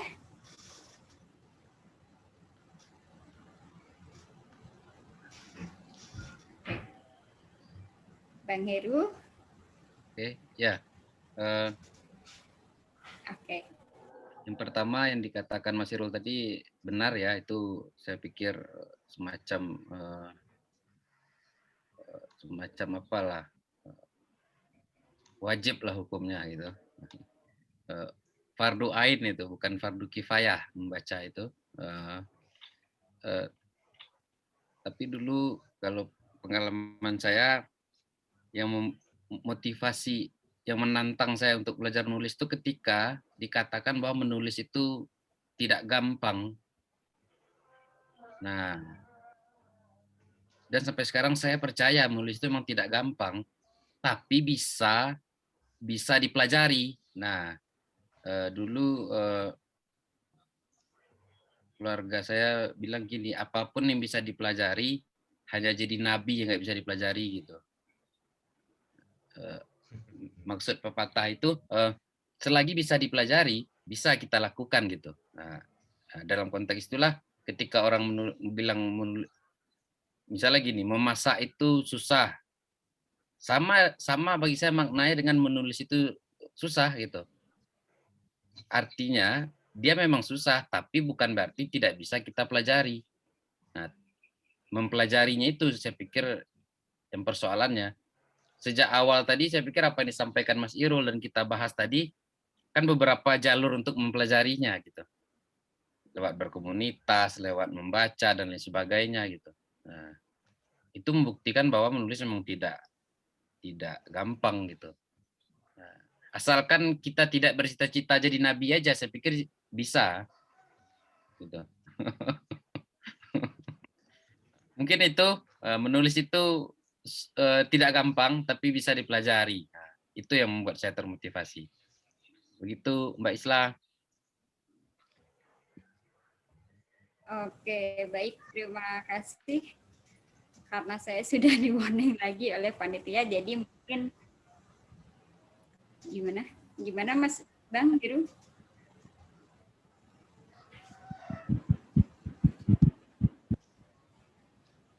Oke, balik ke saya ya. Karena saya sudah nih sama Mbak Netia, jadi mungkin untuk sesi tanya jawab cukup. Selanjutnya mungkin closing statement ya, kami kami pengen gitu ya mendengarkan closing statement dari Mas Irul juga Bang Heru, mungkin juga untuk menyemangati Adit sebagai penulis muda untuk buku pertamanya, dan mungkin boleh disampaikan juga apa-apa yang kurang dan mungkin apa yang bisa dilakukan Adit dan juga teman-teman untuk karya-karyanya ke depan. Silahkan Bang Mas Irul. Oke. Mungkin untuk Adit ya.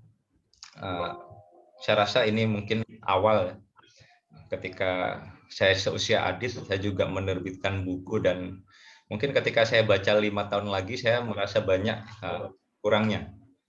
Nah, itu wajar buku pertama, dan nanti saya rasa yang penting yang mungkin semacam nasihat saya bagi Adit, pemeraman itu penting, menyimpan sebelum mempublikasikan itu sangat penting. Itu untuk menguji ya seberapa efektif diksi yang kita pilih, frasa yang kita pilih, apa yang kita tulis apakah sudah cukup menyampaikan apa yang kita inginkan, apa yang kita maksud. Maka pemeraman itu penting, disimpan dulu.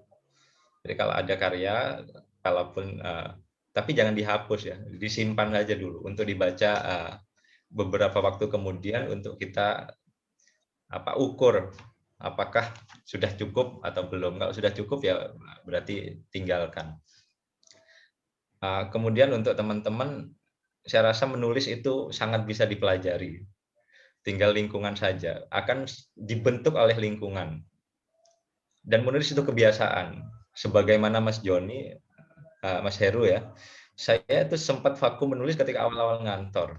Saya hampir sama sekali tidak menulis karya sastra, kecuali hanya membaca. Ya. Membaca masih, tapi menulis itu hampir tidak sama sekali. Ketika beberapa tahun lalu saya mulai menulis lagi, itu rasanya sama seperti ketika pengalaman pertama belajar menulis, alias dari nol lagi. Jadi itu menunjukkan bahwa menulis itu asal latihan terus-menerus kita akan berkembang. Membaca terus, latihan terus kita akan berkembang. Saya rasa itu. Baik, terima kasih banyak Mas Irul. Kita lanjut ke Bang Heru. Silakan Bang Heru. Sebenarnya pokok pikirannya sudah sampai ya, sudah tersampaikan oleh Mas Irul tadi. Jadi saya mendaur ulang aja, mendaur ulang. Ya intinya seorang penulis ketika membaca dia tidak sekedar sebagai penikmat belaka gitu. Dia harus mempelajari juga apa yang sudah ditemukan oleh para pendahulunya. Nah, meskipun itu bukan secara pribadi, bukan karya yang disukainya, tapi kita perlu mempelajari apa yang sudah dilakukan sih oleh pendahulu kita. Bahkan karya yang mungkin sekarang terkesan terlalu receh dalam tanda kutip ya, kayak karya balai pustaka. Tapi kita perlu, sejauh pengalaman saya tidak ada satu karya pun sejelek apapun yang tidak bisa jadi pelajaran berharga, meski hanya 1 poin aja.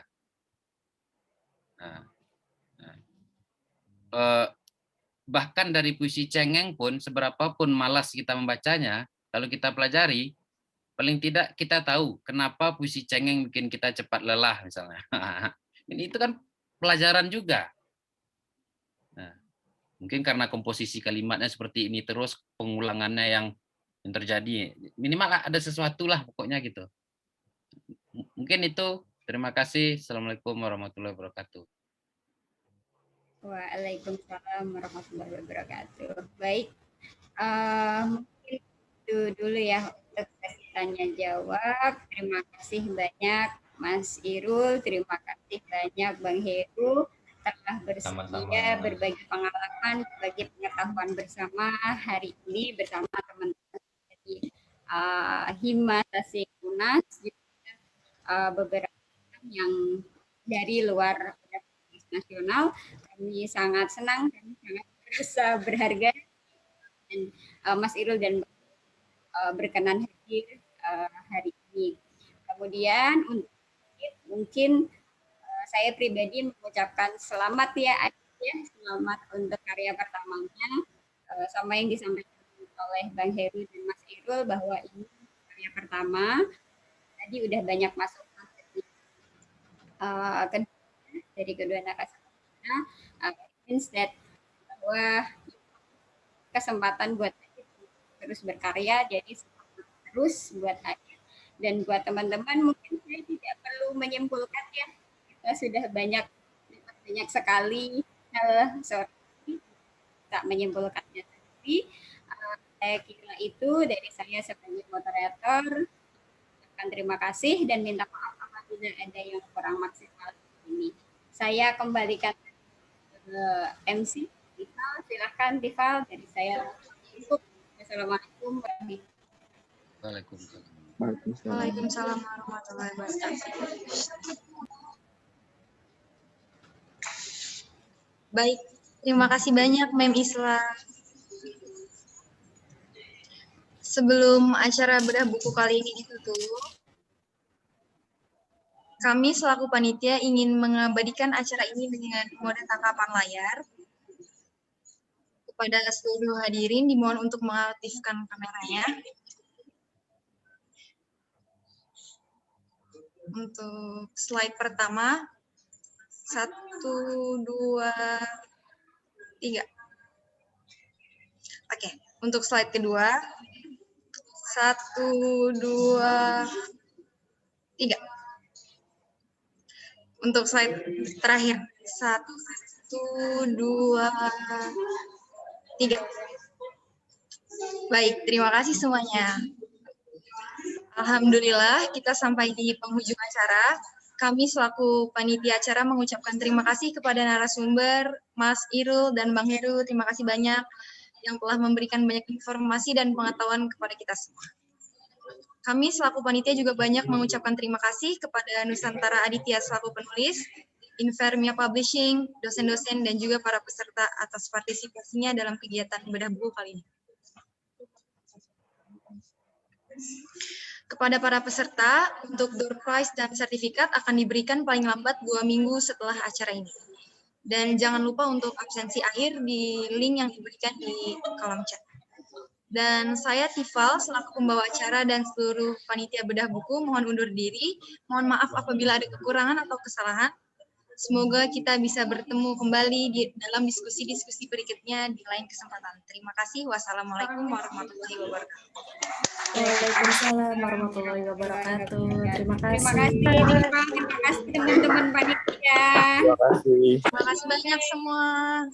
Terima kasih banyak, Mbak Misla. Irul, terima kasih. Bang Irul ya.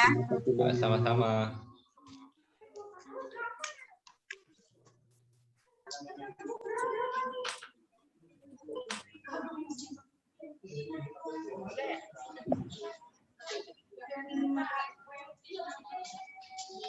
Thank you.